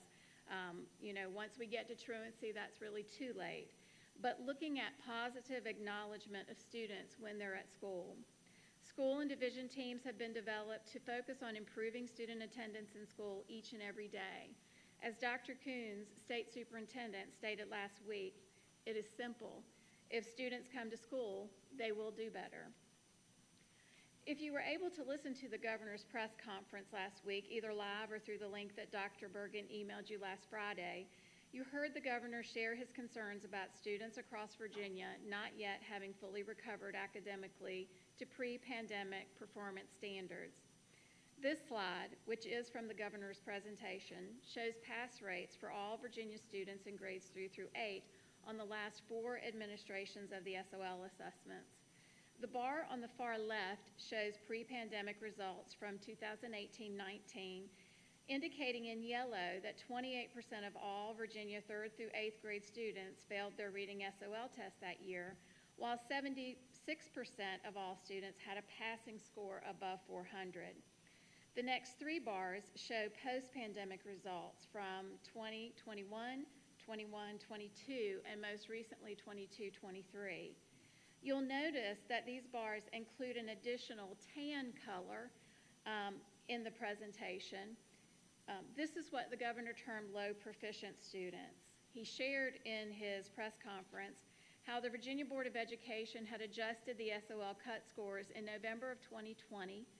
A cut score on an SOL assessment equates to the number of items students need to answer correctly in order to pass the test with a score of at least 400. The adjustment in the cut scores allowed students to incorrectly answer 2 to 4 more questions on the SOL test and still be considered proficient. Reading from the bottom up, the yellow percentages of 29 to 33% indicate that about a third of all 3rd through 8th grade students in Virginia failed their reading SOL over the past 3 years with a score below 400. The tan areas with the percentages between 29 and 32% indicate the percentage of students who scored somewhere between a 400 and 440 and are considered as passing. They would have most likely failed their reading SOL test if the 2018-19 cut scores had not been adjusted. There are students that the governor termed low proficient during his press conference. Finally, the green areas with the percentages of 38 to 39 indicate that about a third of all 3rd through 8th grade Virginia students pass their SOL reading assessment with a cut score of 400 or better. To put this in a little bit of context, our scores look very similar to what the states do in reading. This slide was also shared at the governor's presentation. It shows the SOL math results from the past 3 years. And similar to the reading SOL cut scores, in March of 2019, the Virginia Board of Education adjusted the cut scores, allowing students to answer an additional 3 to 5 questions incorrectly, but still being considered proficient. It is important to note, however, at the same time, the State Board of Education also adopted new and more rigorous math standards, thereby making the math SOL assessments much more rigorous.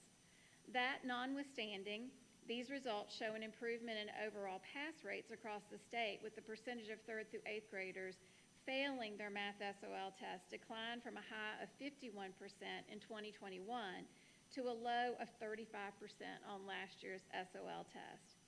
Those tan areas, again, with the percentages ranging between 26 and 31%, show just slightly less than a third of all Virginia students with a low proficient score, between 400 and 440. And of course, the green areas show an increase in the number of students across Virginia passing their math SOL test from a low of 25% in 2020-21 to an 11% gain of 34% last year. Our students are performing about the same as all Virginia students. We do have concerns about our math scores, especially for our subgroups, and we are continuing to focus on levels of improvement and remediation in math as well as reading. In summary, as indicated on this slide from the governor's press conference, more than half of all 3rd through 8th grade students are at risk at failing their reading SOL assessment last year, and even more concerning, 2/3 of all 3rd through 8th grade students are at risk or failed their math SOL assessment last year. We wholeheartedly agree with the governor and the state superintendent on instruction that we should not be satisfied with the low standards and only aspire to have the highest standards for all of our students. As we continue to strive towards excellence, I'm going to now turn the presentation back over to Dr. Bergen so he can share more about the governor's All in Virginia plan for improving these student outcomes. Thank you, Dr. Woodford. So if you had a chance to listen to the governor at his press conference, he made a statement which really resonated with me, which is, now is the time for us to be bold. Now's the time for us to invest more resources in helping our students to improve in their academic performance. The governor referenced what he has termed an all-in Virginia plan to address the concerns from the data that we have been sharing with you throughout tonight's presentation.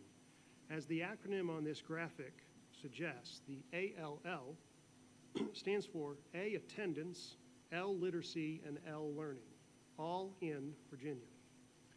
Dr. Woodford and I are very pleased that we will be meeting with State Superintendent of Instruction, Dr. Lisa Coons, next week, along with all of our colleagues from across Region 5, at which time we anticipate that Dr. Coons will be sharing more details with us about this all-in Virginia plan. As a side note, Dr. Coons has just really been exceptional in her leadership in her short time here. This will be the third time I've been in a room with Dr. Coons, and she is traveling the state to meet with superintendents in each region in a very compacted period of time so that she can review this important information with us personally. So, I don't have all of the details. However, was it yesterday? Yesterday, I received a rather lengthy communication from Dr. Coons, and so I'm going to try to give you the highlights of what I heard from Dr. Coons, what I heard in this written information that I received, which is they've termed a playbook, and then I'll have more information in the next week. So to begin, school divisions are being encouraged to implement by the 16th of October high-intensity tutoring sessions for all students in grades 3 through 8 who scored either low proficient or who failed their reading or math SOL assessments. Again, low proficient are those students who we do celebrate with those students and their parents. They had a passing score last year. That passing score was somewhere between a 400 and approximately 440, which with a more rigorous standard, they likely would have failed that assessment. Schools are going to have some flexibility about when to schedule tutoring sessions. They could occur during the school day. It's strongly suggested they occur during the school day. Although they could school before or after school, if transportation can be arranged, and they can occur over next summer, or it can be some combination of all of those things. We did meet with our principals this past Tuesday to review the preliminary information as we were receiving it from the governor during his press conference that day. And we're now on a very accelerated timeline, along with every other school division in the Commonwealth, in helping our principals to work out these details. Next, the governor has allocated significant funding to reimburse school divisions on a bi-monthly basis for any tutoring expenses.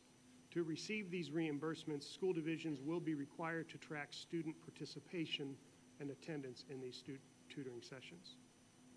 Students who will be eligible for these high-intensity tutoring sessions will include all students in grades 3 through 8.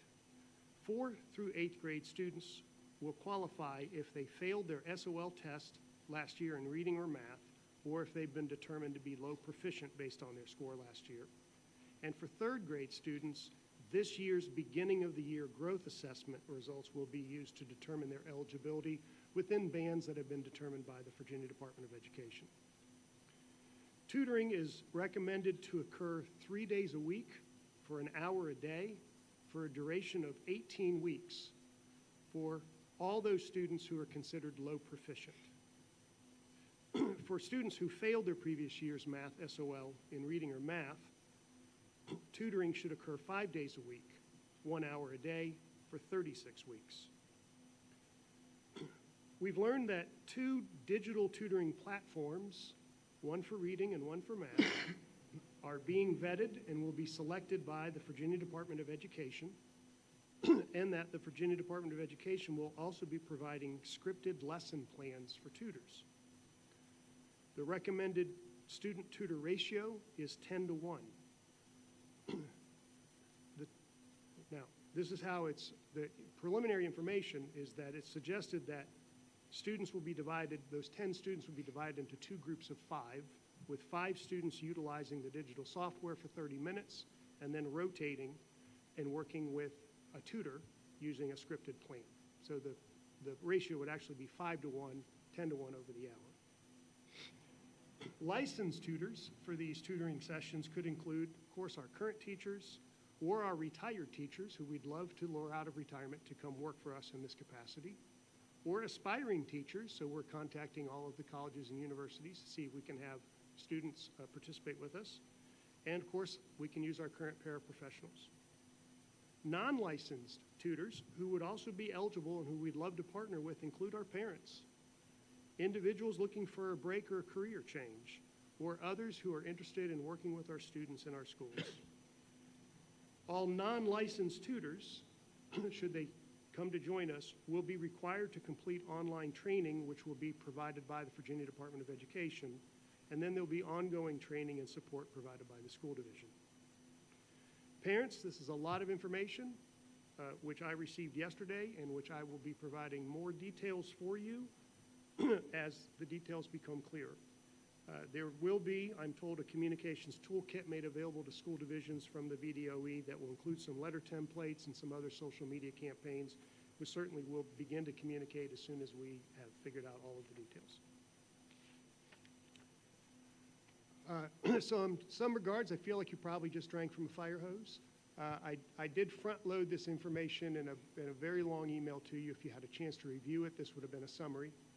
If you didn't have a chance to do that and you were hearing the information tonight, you may have questions about how accreditation is determined, what our accreditation results are, or about this latest all-in Virginia plan from the governor. So, Madam Chair, I'll pause here for questions. Dr. Bergen, Yes, the ma'am. high-intensity tutoring that I heard our governor speak about, I think is a great thing, but I have some very serious concerns about where we're going to get these people.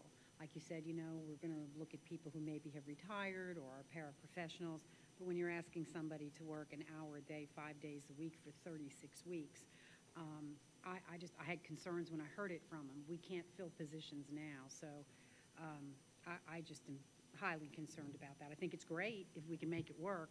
I'm just concerned about actually getting the people to do that. Can you provide this accelerated timeline to the board?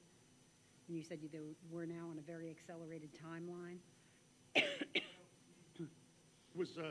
It's weeks from now. I mean, the information that I was provided this week is that the governor has set a bar that by October 16th, the wheels will be in motion. So having just received this information, and Dr. Mealy, I hear and I echo your concerns. I've shared with the board, and I'll openly share with the community, Virginia has an all-time high right now of teacher vacancies.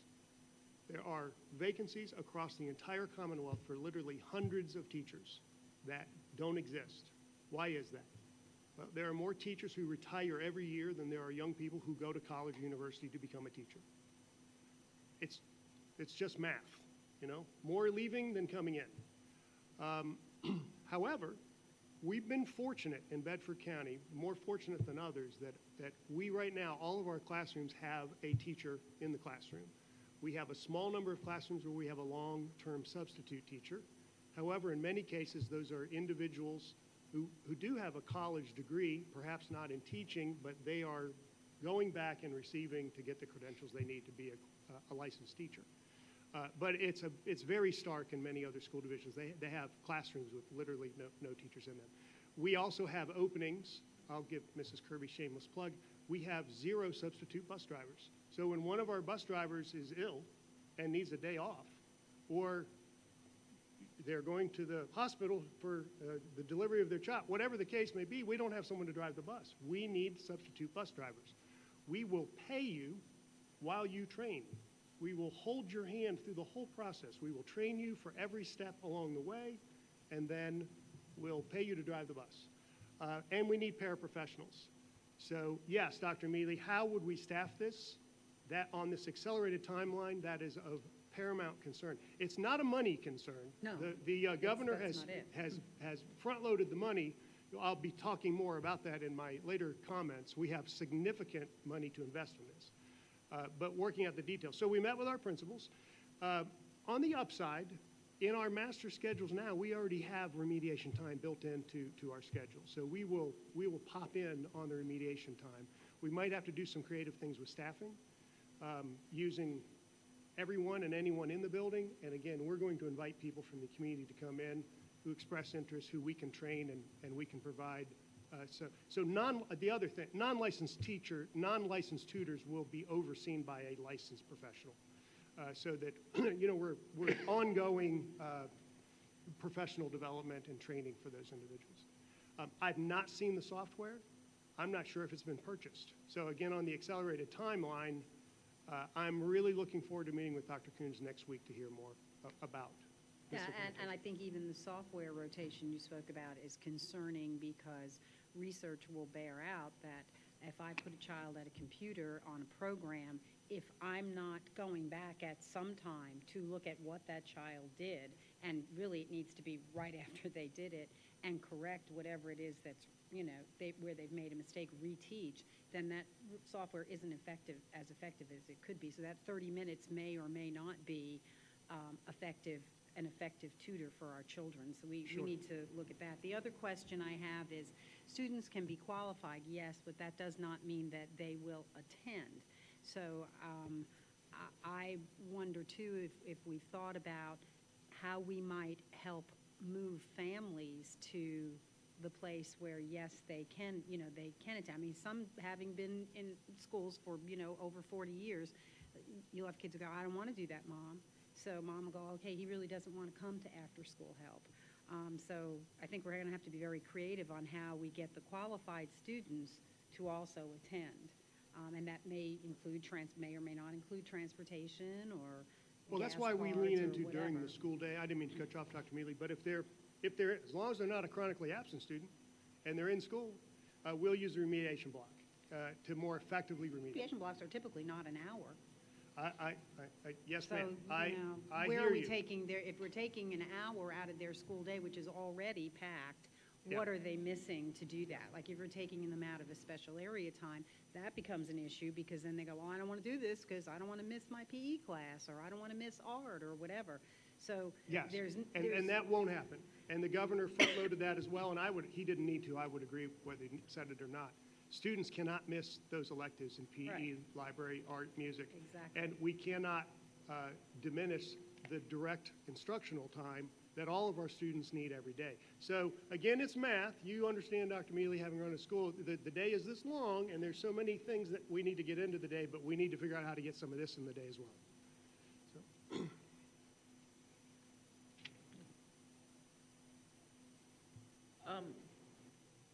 And I didn't see this, and it just helped me understand. When we were looking at all of this, and I may have missed something somewhere along the line, but there was no achievement gap school quality indicator for science. That's correct. It's just an overall science achievement. Oh, sorry. Yeah, I didn't understand. So your why question. is that not there for science, or just? That's the State Department, the Board of Education. They chose those indicators, and that's just not one they've chosen. They're focused on the achievement gaps in the reading and math, but it's just overall achievement in science. It's what the Board of Education has decided. There's not an accreditation category for achievement gaps in science, nor is there achievement in social sciences. It's not a part of the accreditation. It's important to us. Children need to learn history and government and economics, but it's not a part of the accreditation process. And just a general question, because of course, I think about this as a parent as well. When we're talking about higher rates of absenteeism, and I know I'm guilty of this. In a pre-COVID world, my child would wake up, not feel well. Okay, go to school, and if you start getting really sick, call me. I'll get you home. But I think a lot of parents are more cautious now about having a sick child or a sick individual around other people and spreading germs. So and I know we have options, is there possibly in development, or are there any options to where if it is a case like that, to where the child is able to do the work, where they can do it at home and still be, you see what I'm saying? Just because I don't want... Yeah, yes. Great thought and great thinking. So I think you're all aware, I meet with my colleagues in the region on a weekly basis. We do a Zoom call with one another, and then we gather in person once a month. And we were just talking about this. What are some ideas we have amongst ourselves for helping chronically absent children who, I'll use your example, parents had genuine concerns about health issues and the child was staying out of school for health reasons. They're still going to be chronically absent and they're not there for direct instruction. So one of my colleagues shared an idea, and by the way, there's money, I'm giving away some of the presentations to come up, but some of the money the governor has allocated is to address chronic absenteeism. And so one of my colleagues was sharing that they hire attendance specialists. Again, Dr. Mealy, it's who we're going to hire. We have openings, but they have a position, someone who works with, I'll use your child as an example. Not that it is your child, but they've developed chronic absenteeism for specific reasons. And they work with the family in arranging a time to make that work up with the attendance specialist so that they get their work with someone who can support them. And then, because they have engaged in meaningful engagement, as the state defines it, the attendance record is updated as present. Because while they weren't physically in school, they demonstrated that they completed the work that had been assigned and understood how to do the work because the school division provided a resource to help them in that way. It makes good sense to me. And so we'll talk more about that as well with our principals about do we have the capacity to provide some assistance for children who are developing chronic absenteeism and need that additional assistance. But I'm going to be very careful that we don't offer that out there so people thought, oh, well, I won't go to school because they're going to send somebody to help me figure it out later and then clean up my record. We need kids in school every day. They need to be in school. Unless they are physically ill, they need to be in school. But thank you for the question. I'm a terrible example, by the way, of you should stay home when you're sick. Reason why I thought of that Yeah, question. I'm sorry. Any more questions? Okay, thank y'all so much, appreciate it. Okay, moving on to 4.01, PPE canopy solicitation. Sure. So, Mr. Hagler, if I can lead off and then turn it over to you. So, Mr. Hagler is prepared tonight to present an information item at the request from the school board at the last school board meeting for a request for proposals, a request for proposals for under the Public-Private Educational Facilities and Infrastructure Act, or PPEA, to receive competing proposals for removal and replacement of the existing precast canopies at Liberty High School and Stanton River High School. Again, this was a request from the board that we prepare this information item for you, that we would solicit requests for proposals. However, since you all have made that request, we have added another item to the agenda under 11.03, which we'll discuss when we get to there. And I think based upon what you're going to hear under 11.03, we may not need to have this information item 4.01. So I'll leave that up to the board. If you would like, I would just suggest that we skip 4.01 for now, and we can always return to it after you've heard 11.03. Agreed. Are you okay with that? Yep. Okay. Mr. Hagler, anything more to add on that? No, sir. Okay. And moving on to 4.02, policy updates, Dr. Mark Bergen. Yes, ma'am. So the Intergovernmental Affairs Committee met on the 29th of August to review proposed revisions or to review new policies in a total of 8. Again, for the viewing public, complete red line revisions for all of these policies can be accessed through the link within this agenda item on board docs. I'll just give a high-level summary. I won't be going through the red line detail. The first of the 8 is Policy DB, Annual Budget, and the proposed updates include a change in notice for public hearing from 10 to 7 days. Policy EFB, Food Services, proposed updates reflect amendment to state law for schools to process free and reduced meal applications within 6 working days after the date of receipt of such said completed application. Policy GCE, part-time and substitute professional staff employment. Proposed edits include the addition of requirements for substitute teachers as well as increasing the amount of time a substitute can fill a teacher vacancy to 180 days. Policy GCL, Professional Staff Development. Proposed updates include the addition of the requirement to provide high-quality professional development and training in science-based reading research and evidence-based literacy instruction effective next school year. We're accelerating that and making sure we're providing training now for our teachers, but state law requires it by next school year.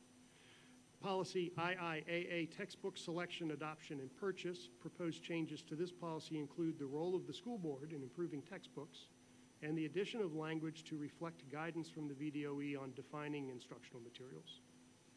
Policy INC, drama productions, is a new proposed policy to outline the roles and responsibilities of drama sponsors and principals regarding the review, selection, and approval process for drama productions. Policy JBB, ensuring privacy, dignity, and respect for all students and parents, is also another new proposed policy, this one developed in whole by the Virginia Department of Education, and it's in regards to the treatment of transgender students. Policy JGD, JGE, student suspension and expulsion.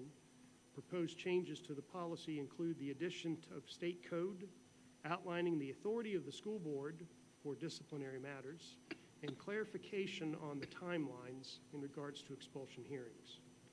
Again, complete redline versions can be accessed through the link within the agenda item on board docs, and at this time I would be happy to answer any questions that I can. Questions for Dr. Bergen? Okay. So we will move on to 5.01. And at everyone's place this evening, there was a draft of potential new agenda formats. After last month's marathon meeting, there was some suggestions that we eliminate taking a dinner break and just running it all through as one. And these will offer those different formats for you.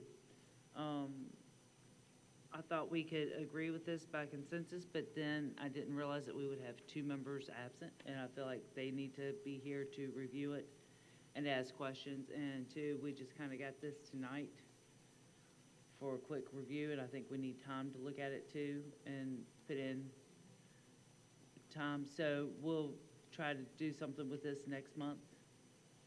I think we can do it by consensus without actually having to take a full vote because this is kind of a work in progress. I will suggest, because one of the big questions that I had, I was talking to Ms. Johnson, Dr. Bergen, and Mr. Hill about this during our agenda discussion. Start time, we start at least 5:30, if not 6 o'clock, and I think about,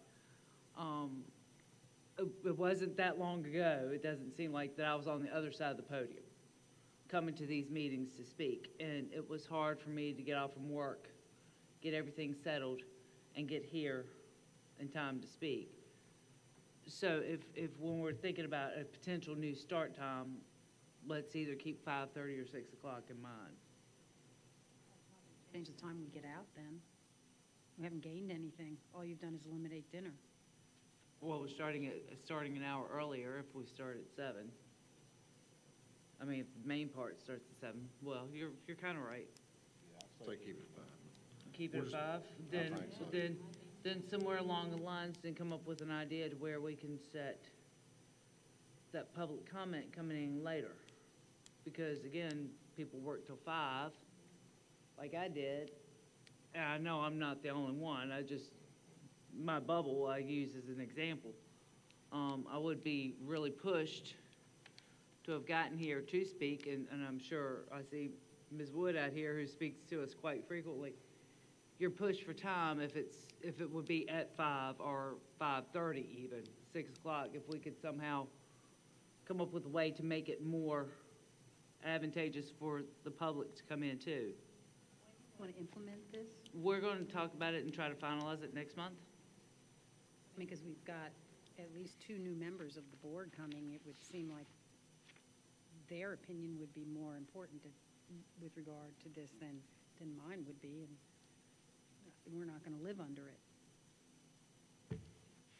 Well, that's something we can discuss further next month too, once we get the other two members back. And I know we did not post this, but can we go ahead and put these in with the other information, with the attachments to the agenda? We added them to board docs. Okay, and then, could we make sure we email copies to Mr. Hill and Mr. Daniels? Thank you. I just, it's not going to impact me. I hate to vote on something that's going to hold somebody in place for And a I long understand that, time. I understand that too. So, I mean, that's Yeah. something we can take into consideration next month when we have a full board. Madam Chair, can I just make a comment while y'all are thinking on this? All of these proposals have a couple new things in my conversation with the chair and the vice chair that I'm excited about and I hope you'll consider. One is presentation of the colors. So we're very proud of our growing JROTC program, and I had actually talked about this with Lieutenant Colonel Payne, and I thought this was a good opportunity for me to introduce this. Since we're meeting in our students' high schools anyway, tonight we could have had a couple of JROTC students from this school present the colors at the start of the meeting for the pledge. It gives them another opportunity to practice that important skill that they learn in class. And he's very excited about the potential to do that. He just would like to start that in the second semester if the board were to add that in. The other change, which I talked with the leadership about and I'd like you to consider, is moving closed sessions to the end. Selfishly, when we go into closed, the rest of our executive staff is just sitting waiting on us. So I'd rather, if we did close towards the end, come out, take care of any action items that might be related to close, end the meeting. We don't need to encumber everyone else to be here. And then we can also want to front load at the right time, Mrs. Kirby. For our students and their parents, we don't want them here at 7, 8, 9 o'clock at night. We'd like to have recognitions early on. So if we were to start the meeting at 5 or 5:30, we could get recognitions up front, and we could have public comment up front, and then do our business, and then do closed at the end. Those were just my suggestions, and thank you, Diana, for putting all these in writing. I agree with you, we're missing a couple members, but I just wanted to make sure that I'd clarified some of those things from our discussions. I appreciate that.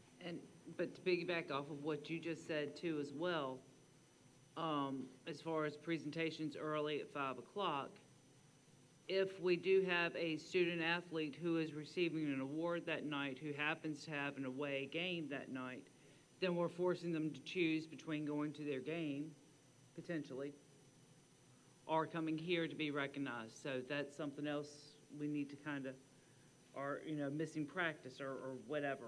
I think that could happen when it was 5, 6, 7, or 8.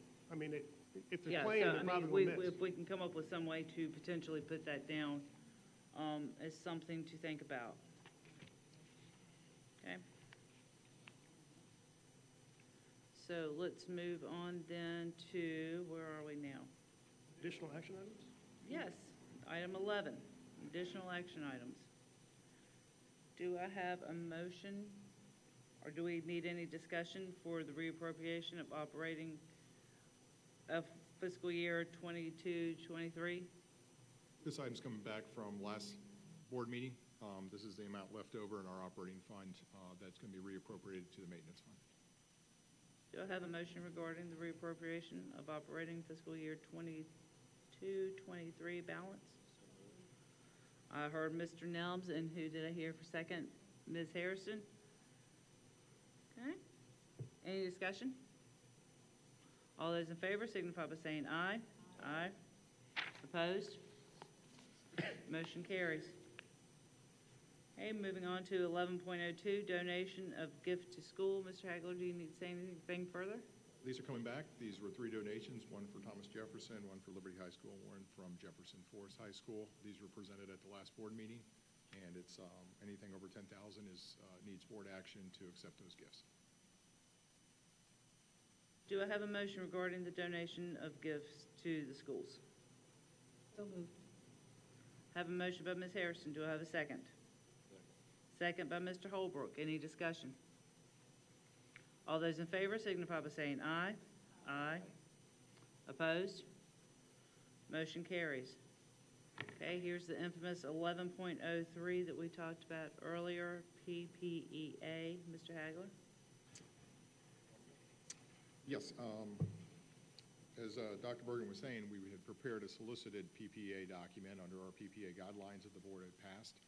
for the canopies at Liberty High School and Stanton River High School. On Friday, we received a unsolicited proposal. Could you move your microphone just a little bit closer, please? I'm sorry. A bit too close. Or you can come over closer. An unsolicited proposal for multiple projects that are listed on our CIP long-term plan. These include projects at Liberty High School, Stanton River High School, and also Bedford Primary. Not only the canopies, but additional projects that were on our CIP plan. Under the PPA guidelines, if the board chooses to go forward with that unsolicited proposal that we've received, there's confidential and proprietary information in there. There's a requirement that we advertise for 45 days on conceptual design, in which competing proposals can be submitted. After the 45 days is up, the board would convene a committee to review those proposals and select which proposal they want to move forward with. So at this time, we are not signing a document obligating the board for anything at this point.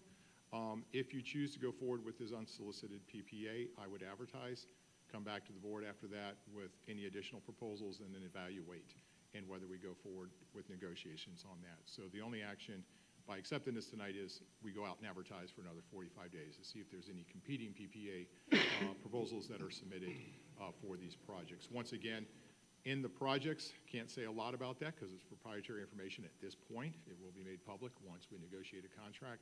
But it was multiple projects at Liberty High School, Stanton River High School, and also Bedford Primary. Do I have a motion regarding PPEA? Chairman, I move that we accept the unsolicited PPA proposal. I have a motion by Ms. Harrison. Do I have a second? Second. Second by Mr. Nelm. Sorry, Mr. Holbrook, I heard him first. Any discussion? All those in favor signify by saying aye. Aye. Opposed? Motion carries. Stronger Connections Grant. Dr. Cornett, do you have anything further to say?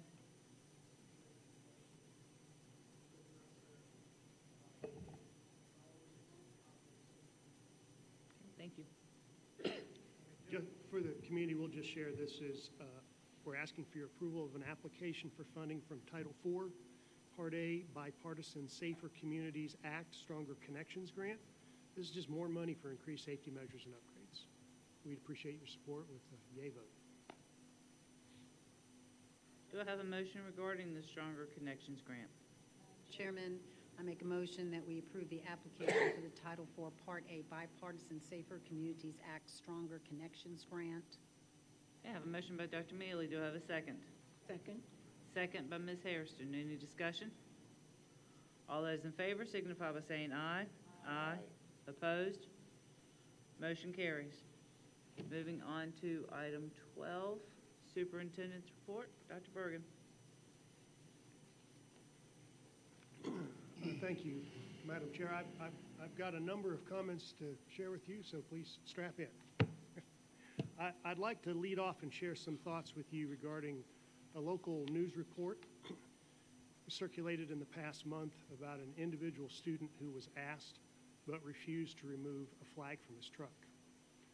The student was aware of language in our student parking contract, a contract that has been in place in all three of our high schools for over a decade.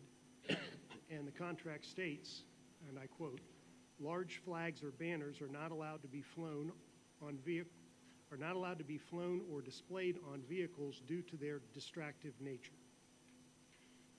So, just for clarity, this provision in the parking contract exists solely as a safety issue. That issue is the potential for any large piece of cloth, whether that be a flag or a banner of any type, to obstruct the view of the student driver while navigating through a parking lot. Please understand, we have hundreds of young student drivers who are all arriving and departing into the parking lot in a compressed period of time. So the safety concern is that a young driver with an obstructed view could potentially hit another car while pulling into or backing out of their parking space, or worse, inadvertently hit another student who is crossing through the parking lot to get into or get out of their own vehicle. Since there have been questions or concerns raised about the phrasing in the current contract, specifically regarding the distractive nature, we are updating our student parking contract to say that large flags or banners are not permitted to be flown or displayed on vehicles due to their potential to obstruct the view of drivers. However, flags or banners of size not greater than 12 by 15 inches are permitted. Now, regarding all of the comments we've received about the student being asked to remove his flag and that it was an American flag, this community is well aware how proud we are. How proud we are that we are the home of the National D-Day Memorial. How proud we are that we fly our American flag in front of every one of our schools every day, that we display the American flag in every classroom, gymnasium, auditorium, and stadium, that every day our students proudly stand and pledge their allegiance to the flag, just as we all did at the start of this meeting. Now, we'd also like to have our students have the opportunity to display the American flag on their vehicles. We just want to be able to do so in a manner that does not create for us any driver safety concerns. So I'm going to have some more information to share with you in my upcoming comments about how we propose to do that. My next update concerns the state budget. There's been a lot of press release here lately. If you've been following, we've been waiting 5 months now on protracted negotiations, and a little late, but still, the Virginia General Assembly has reached a bipartisan agreement on budget revisions. These revisions now are going to be for year 2, which is this year, of the biennium budget. And if you didn't catch it in the headlines, it's great news for K-12. This is bipartisan support and the governor's support for $645 million additional dollars in K-12. I want to break that down for you. What is that 648? The lion's share of that goes back to what we were talking about with the Virginia All-In plan, the governor's plan. 418 of the 645 million will be dispersed across all of the school divisions for that plan. Again, the ALL is attendance, literacy, and learning. So the funding is meant to address the chronic absenteeism that we've seen across the Commonwealth, to implement or to get a jump start on the legislature's Literacy Act, which is just providing more resources towards literacy instruction in our schools. And as we talked quite a bit about earlier, high-intensity tutoring for students in grades 3 through 8 to address their learning loss. That's 418 out of 645. There's another 152 million, which I personally is my favorite part, which is taking another whack at the support cap.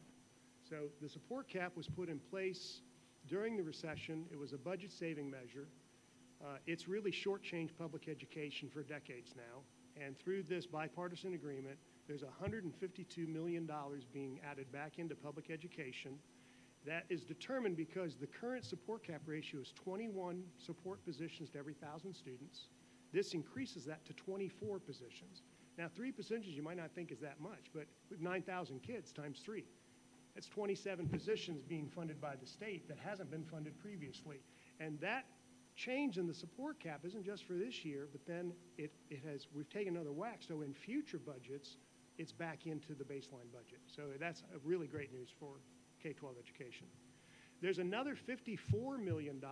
Employees are going to be very interested in this. The governor has proposed another 2% salary increase and has funded that for $54 million. That's the upside. Here's the challenge for us. It's $54 million for the state's share of SOQ-funded positions. Now, there'll be a local match required, and we've got as many people who work for us who are non-SOQ who are SOQ.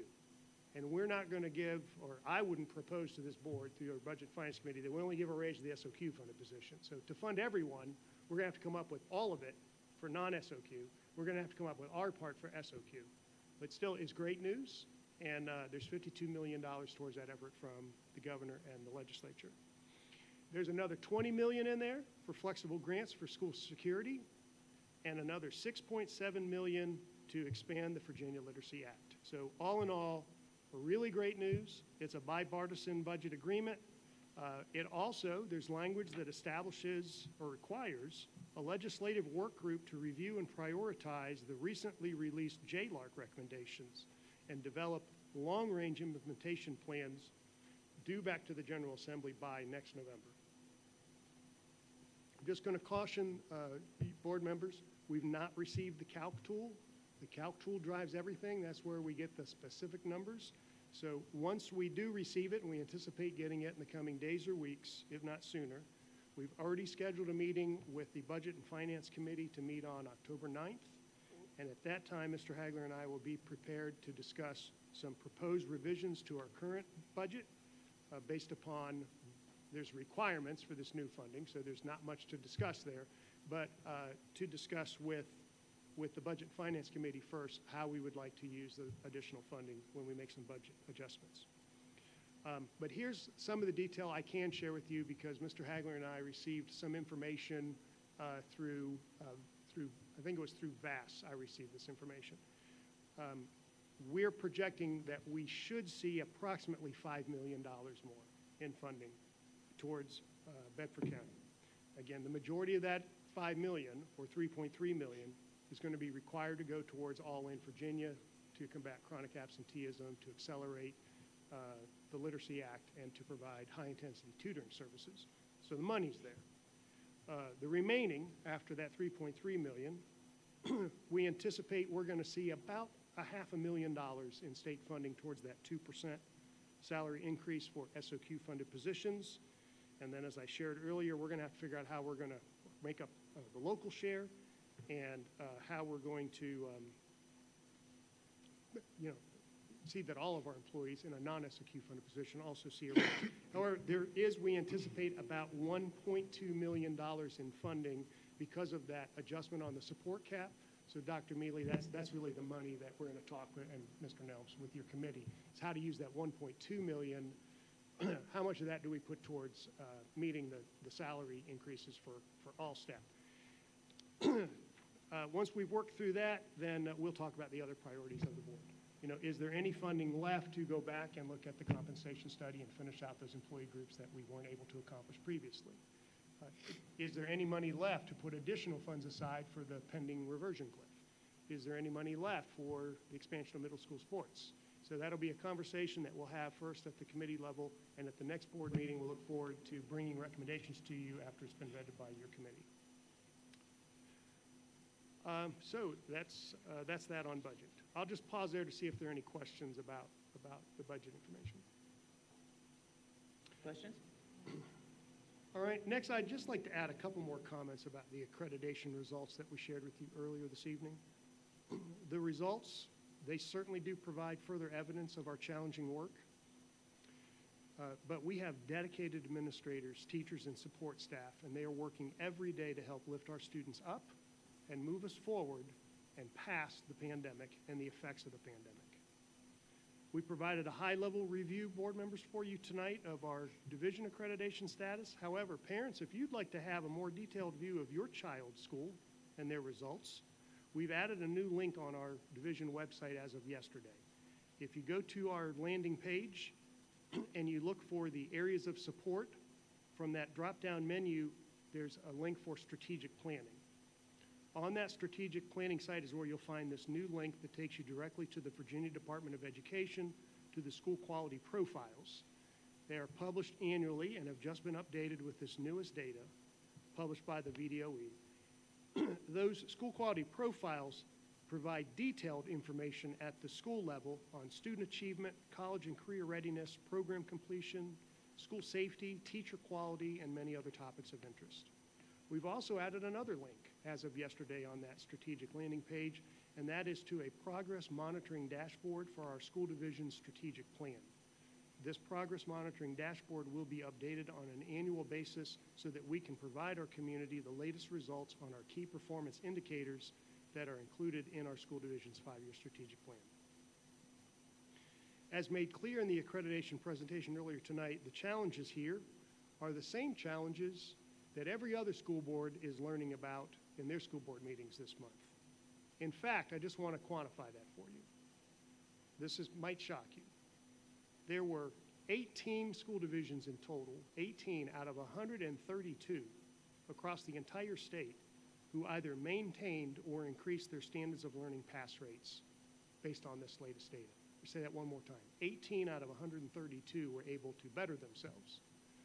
Not that I'm proud that we're in good company, but the struggles are real, and they're real everywhere, and that's why the governor is as bold as he has been, that the time to act is now. We must be bold. All that stated, we do have much to celebrate here in Bedford County. I dug down into that accreditation information, and I'm really proud to share with you that Bedford County ranks near the top third of all the 132 school divisions in our accreditation status and our SOL results. So we're in the good group. If we were using those 3 bars, we're in the green group. We're not in the tan group or the red group. But we still have work to do. We're doing as well as we are because of the commitment of our teachers in meeting the unique needs of every one of their students. So I also looked down into the data a little deeper because I wanted to see if we had any teachers who had 100% pass rates for the students in their classroom. I used to do that as a principal. I'm sure Dr. Mealy and Mrs. Harrison, you were always looking for those nuggets, and we have them.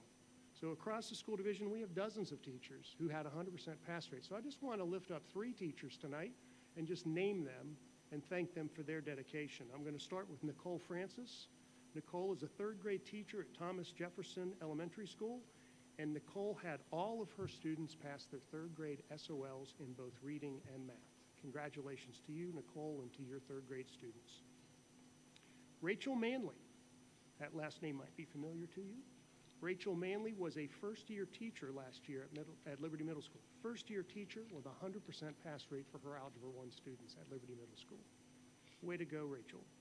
And Shannon Thomas, right here at Stanton River High School, had a group of students who passed both their end-of-course reading and their end-of-course writing assessments. Thank you to Shannon Thomas for your commitment to your students here at the River. And thank you to all of our teachers for your unwavering support and dedication to your students. All right, so now I'd like to get to our traditional slides. We have some celebrations of our staff and student accomplishments. I'll clip through these. This first slide is Pack the Bus. In case you missed it, we want to thank all of those who didn't miss it and participated in our annual Pack the Bus event. It was held at the Bedford Walmart in partnership with the Bedford County Department of Social Services to collect school supplies for families in need. There was so much generosity from our community partners, we were able to fill 200 backpacks with all of the supplies that kids would need for that first day of school. And in addition to that, there were boxes of supplies given to every school to keep on hand for other students who may be in need of supplies. So we'll do this again every year. Thank you to everyone who contributed this year.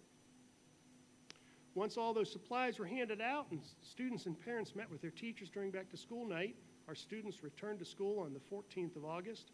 And during that first full week, I had the pleasure of driving around like a crazy person to visit all of those schools in 1 week. But I had a chance to meet and greet every one of our teachers who are new to Bedford County in their classroom or their workspace.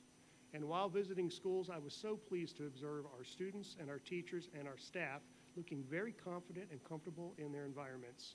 I saw engaging instruction, and I saw safe and orderly routines already being practiced on the first day of school as they should be. I'll continue to visit our schools regularly, and school board members, as always, I encourage you to visit our schools just as often as your schedules allow. As with the start of every school year, we're extremely grateful to the support of our parents who assist our schools in so many ways. On a related note, our school PTAs are instrumental in helping to plan and sponsor projects to help our teachers and staff to feel uplifted and appreciated. I recently attended the first county-wide PTA meeting for this year, and I asked this group of dedicated parents if they would serve in an advisory capacity to me and our executive team. As I shared, board members, with you in a memo several weeks ago, I'm restructuring my traditional superintendent's advisory council that I inherited, and instead of having one group with a couple of people from each stakeholder group, I'm meeting with 3 different stakeholder groups. So I'm using the division-wide parent PTA meetings for parent advisory. I've met with them, and I've asked them to develop what I call a problem of practice, an area where from their parent perspective they feel we can do better. where we can improve in how we're meeting the needs of our parents, and then they're going to talk amongst themselves and talk with other parents in their school communities, and when they come back together as a group, we're going to receive their ideas, and we're going to make a plan together for how we can address that problem of practice.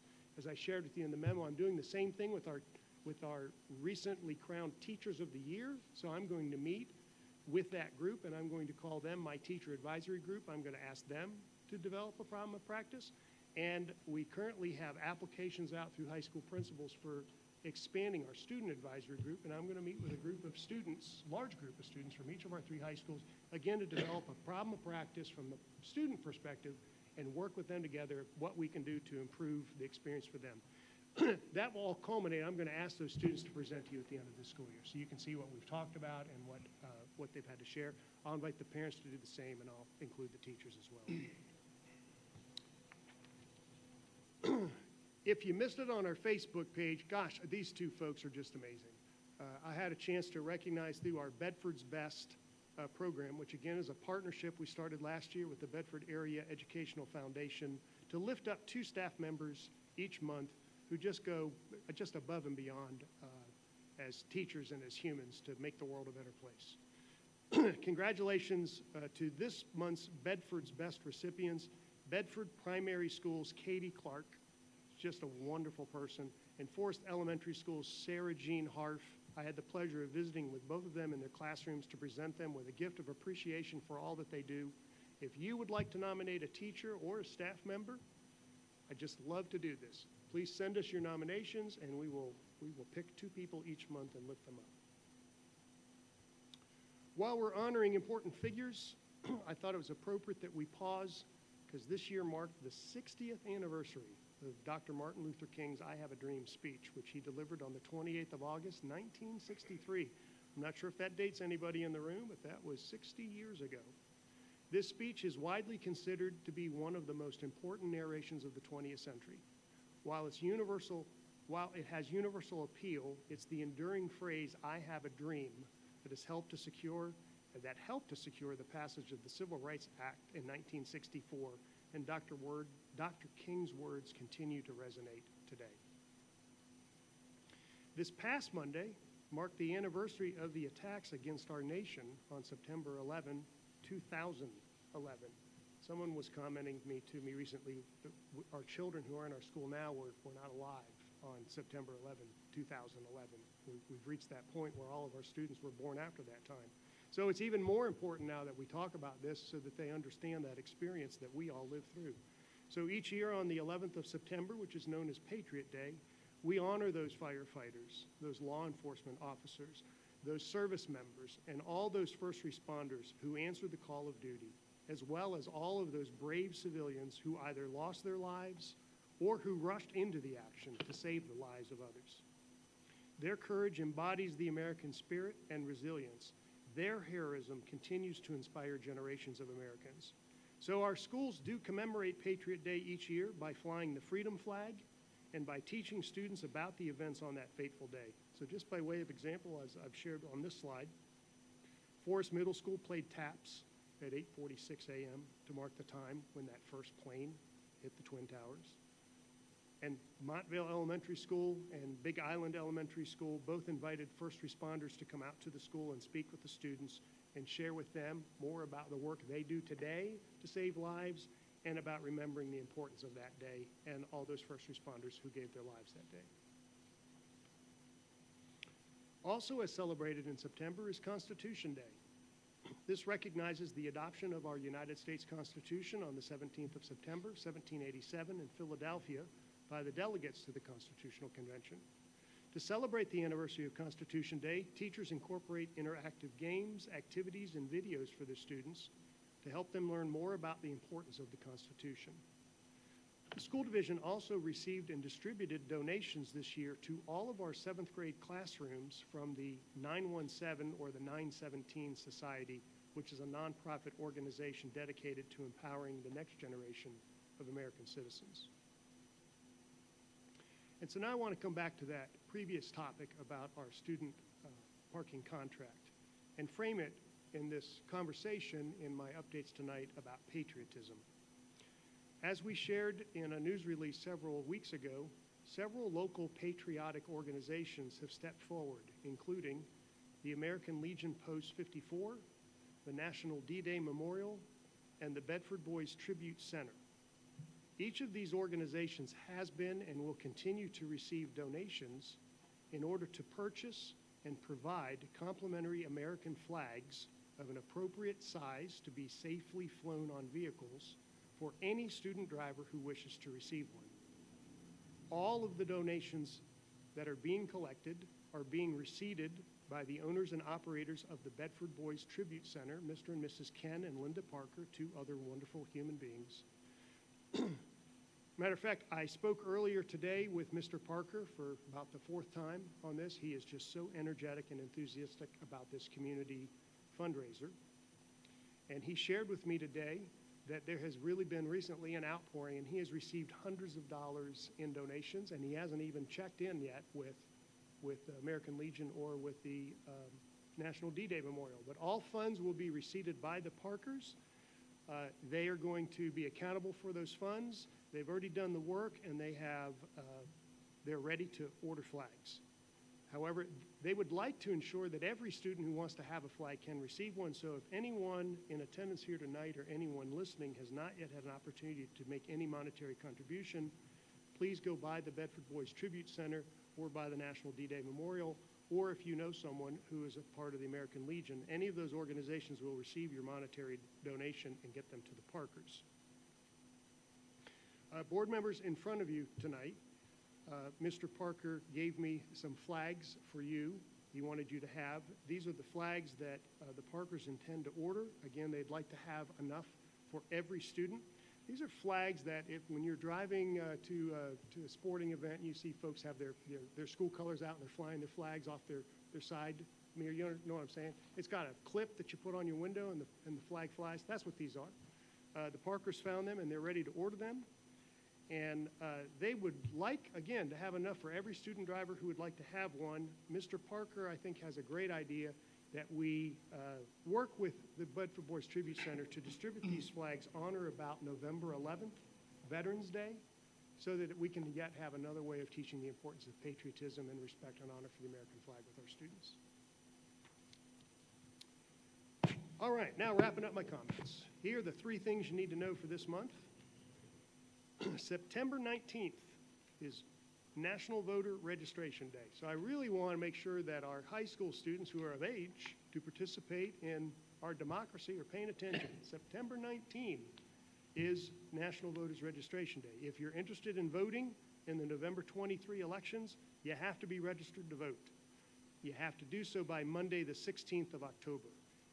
Here in Bedford County, if you're not already registered, you can do so in person, you can do online, or you can do so by mail.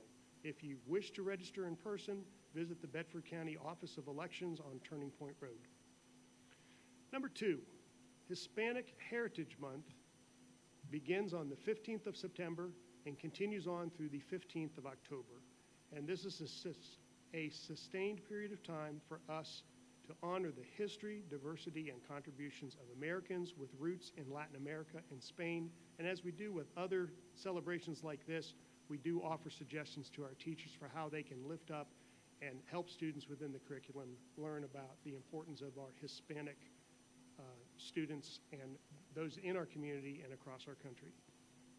And number three, just a reminder, coming up in a couple of weeks on Monday, September 25th, students will not be attending school because we need time to continue with professional development for our teachers, so that is a professional development day. Madam Chair, I apologize for the length of my comments, but I had so much to share with you, and at this time, I will turn the meeting back over to you. Thank you, Judge Bergen. We'll start off with matters from the board on committee reports. Ms. Hairston? Yes, Madam Chairman. On the 29th of August, the Facility Committee met, and Mr. Holbrook, please chime in if I forget anything, okay? And of course, at the meeting, we talked about a number of things, one being a good close review and discussion on some of our current projects. Talked a little bit about those things that have been taken care of. For example, some of the current projects is Stanton River High School's waste facility being something that we had spent some time talking about. Also, our HVAC systems at some of the schools being taken care of also as well. Playground equipment being installed at some of our schools, and I took some time just to kind of go around and look at some of the playground equipment that has been placed at our schools, Bedford Primary being one of them, and I certainly want to applaud our school division for the work that they've done and just in putting those safe playground equipment there for all of our students. So thank you guys for really a great job there. One of the topics that we talked about, and I want to applaud Mr. Hagler and his team in terms of providing us with a 5-year maintenance plan. Now, if you all remember, board members, this is something that the facility committee and of course Mr. Hagler has shared with us in the past as well. And so we just kind of went over that a little bit and talked about it. And you all should have a copy of that, I believe. We didn't really make any changes or anything like that to it. And also, we discussed our maintenance plan in terms of looking further out, such as maybe 20 years and 10 years from now. So, and I think that was really a good strategy and also a good layout of just where our needs are. For example, you know, in Stewartsville, we're looking here at some HVAC systems there where it lists the last time that it was done and then a recommended date, which is, you know, a couple years out here. And then also Liberty High School and just on and on, focusing on HVAC and then the boiler and our roofs and also painting as well. So creating a plan here for those long-term projects. So we had a really good meeting. We'll probably schedule, I guess, another meeting in a couple of months or whatever. We didn't really set a date for that. But Matt, did I forget anything? Can you chime in on that? Okay. So the Laurel School meeting was held on August the 30th, and so that was at 10 o'clock at the Laurel School, and Dr. Clay Stanley is the superintendent that's in charge for this year. And Dr. Stanley, of course, is the new superintendent for Campbell County Public School, and had a chance to just chat with him, and certainly I think he's going to do a fine job for the school division there. Also, we talked a little bit about some of their openings that they have. Unfortunately, the school is still, like so many schools, are still in need of teachers and also paraprofessionals. So Dr. Lewis is certainly busy trying to fill those positions. And we have currently one student enrolled at the Laurel School, and that certainly is very fluid and subject to changing. We also discussed a little bit about field trips at the Laurel School, and in terms of transportation. Sometimes that school finds that they have a difficult time finding, just as we do, bus drivers to transport their children on various field trips. So we spent some time just kind of brainstorming on how we could better meet that need that the school has. And of course, our next board meeting for the Laurel School will be on December the 6th. That's all I have for committee notes. Thank you, Ms. Harrison. Dr. Mealy? I do not have anything to report. We have an upcoming Finance Committee meeting at the beginning of October. Nelms? We just have a CTE committee meeting on September the 28th. That's the only meeting we have. In my general way, will you start off with comments now? Yep. I don't really have much to say other than we heard a gentleman tonight speak upon, it was 1993 when it was talked about renovations and, you know, some of the things that need to be done here and at other schools. So, like you said, 30 years later, it's time this board has actually put words into action. So I'm just thankful for the board that we all agreed upon that something needs to be done and something will be done. So to the public, the best is yet to come. Thank you, Mr. Nelms. Mr. Holbrook? No comment. Dr. Mealy? Yes, I just want to extend a very special thank you to the East Lake Christian community. They had a welcome back to school event, which was absolutely terrific. Pastor Troy and Jonathan Brown, everyone who helped with that event. There was a great turnout. There were school board members from Franklin County. There were school board members from Bedford County. The Franklin County Superintendent was there. An assistant superintendent was there. So it was really just a lovely, lovely way to pray for the students and the parents, the families, the teachers, everyone involved in education. So just want to extend a thank you to them. I also should have said this during the consent agenda, but I just want to publicly thank Ms. Johnson again for her work with our minutes all the time. They are always just exemplary, and I appreciate it. I do read them. I used to send you an email all the time, but I do read them every month, so thank you for that. And just, again, I'm probably going to say this for the last few months that I'm here, which is just a special note to our LGBTQ plus community. As I've said before, you're always welcome in my space. And I think it's really important for you as people, as Americans, to remember that no one gets a right to tell you who to love, how to grow, how to live your life, and what you believe in. So continue to stand up for you and do what makes you happy. That's what being an American is all about. You know, it's very difficult sometimes because we need to support people that we may, have disagreements with. But that's what America is about, and I hope the LGBT community knows that you are welcome in my space all the time. Thank you, Ms. Thank you, Chairman. Dr. Mealy. Ms. Harrison? Yes, thank you, Madam Chairman. I want to applaud every single staff member of our school division for creating such a positive start to the school year. It's not an easy feat, that's for sure. And you all deserve, each and every one of you, just an applaud for your hard work and your efforts. While we heard the reports in terms of our statewide assessments and everything, I think when I think about just statewide the results and what our school division, of course we have more work to be done, but I also think that it's important for us to also applaud ourselves for the work that you have done, for the achievements that have been made.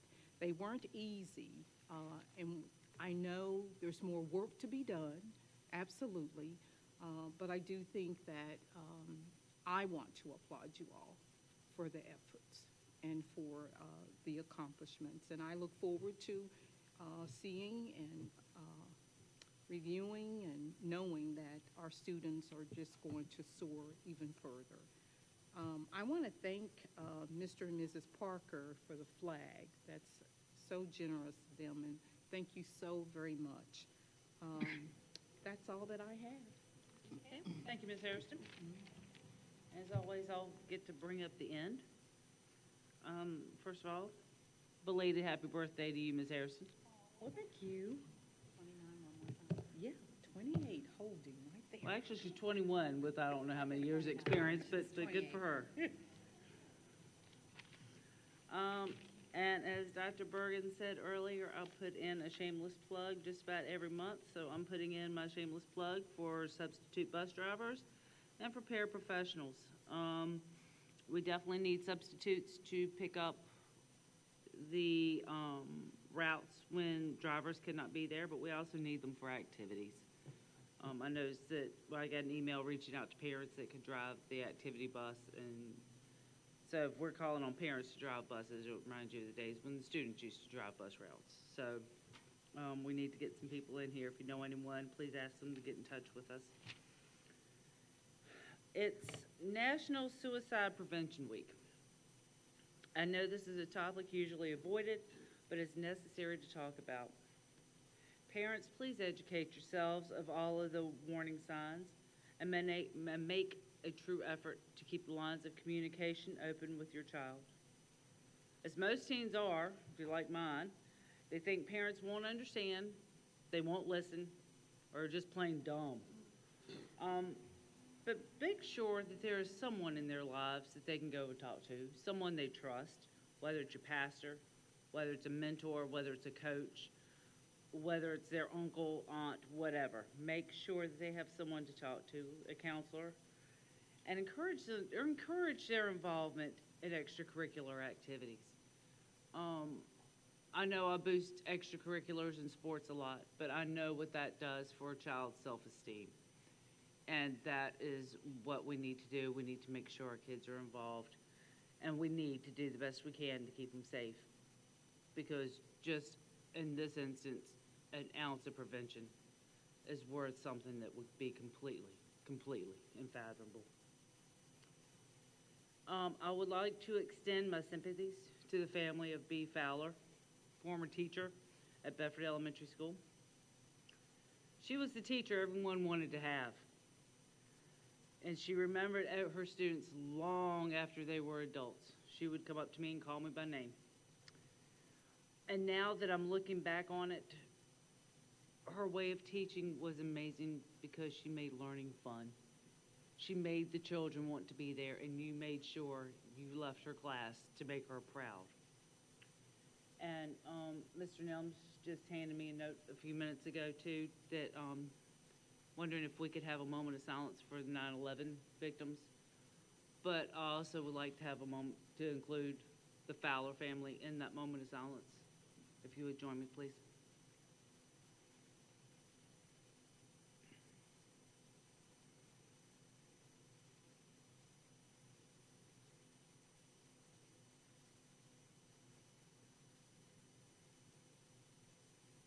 Thank you very much. I would like to extend another thank you to Ms. Geyer and Ms. Gershler for the school presentations. It's very informative, and I personally appreciated getting an individual picture of each school as opposed to having a big portrait of our division overall. And for them, they set the bar high for the next ones coming up. I mentioned this several years ago, and this is something I would like to seriously be considered at some point in time. When we're talking about chronic absenteeism and the question I had earlier about students who are involved in extracurriculars, and I just pushed extracurriculars. Is there any way, because I know they're in school the same amount of time, flip the high school schedule with the elementary school? And then that way, the elementary school students are starting later, getting out later, but the high school students are starting earlier and getting out earlier, which does free them up for their travel, for the days that they have to leave early. They may not have to leave quite so early. And it gives them time to get to practice earlier so they can get done earlier and get home and hit the books earlier. So just something to consider in the future. I know we talked earlier too, and we're talking about potentially making changes to our agenda because of the length of our last marathon meeting. I will encourage, because a large portion of our late night meetings are from questions and from discussions. I would encourage each one of you to call and get as many questions as you can answered prior to the meeting. Then if you need more clarification, yes, but our discussions are what's going on. And no, I've been asked, about cutting people off. No, I can't, because we all are up here. We all represent our respective district, and we all have the right to speak. So we're going to let you go, but if there's any way we can have as many questions answered prior to being here, it will be very beneficial. Thank you for the flag update to the policy. However, one concern that I was listening to, is this going to be in compliance like with our dress code, or any compliance or any regulations to what kind of flag can be flown on the vehicles, or is it going to be wide open? And that's just something to consider for later on. And I want to say thank you to American Legion 54, Bedford Boys Tribute Center, and D-Day for stepping up, helping us out with getting the flags distributed. That was very commendable. And seeing all the flags and hearing all the talk, and especially receiving our free flag tonight, it reminds me of America on September 12th. I know we always talk about what a horrific day 9/11 was, and goodness knows all of us that will forever be ingrained in our minds. But the America of September 12 was amazing. There were flags on every house. There were flags on every car. You couldn't even go to the store and buy another flag. Patriotism coming from every corner, and that is what we should really instill. And again, I want to thank everyone here for stepping up, going the extra mile with Patriot Day, Patriotism Day on 9/11. You're right, these kids weren't born on 9/11. But the fact of there are still soldiers fighting for us, still dying on the front line for us. Whether or not they were alive then, unfortunately, they're going to have to deal with this in the future, and they still need to be proud in our country, and they need to be able to stand up for what they believe in. Mr. Hagler, I'm not putting you on the spot. I'm just saying earlier you did confirm with me that we are making progress on the parking lots at Liberty High School and here at Stanton River, correct? Discussed that with the Facilities Committee, and so we'll be making progress on that.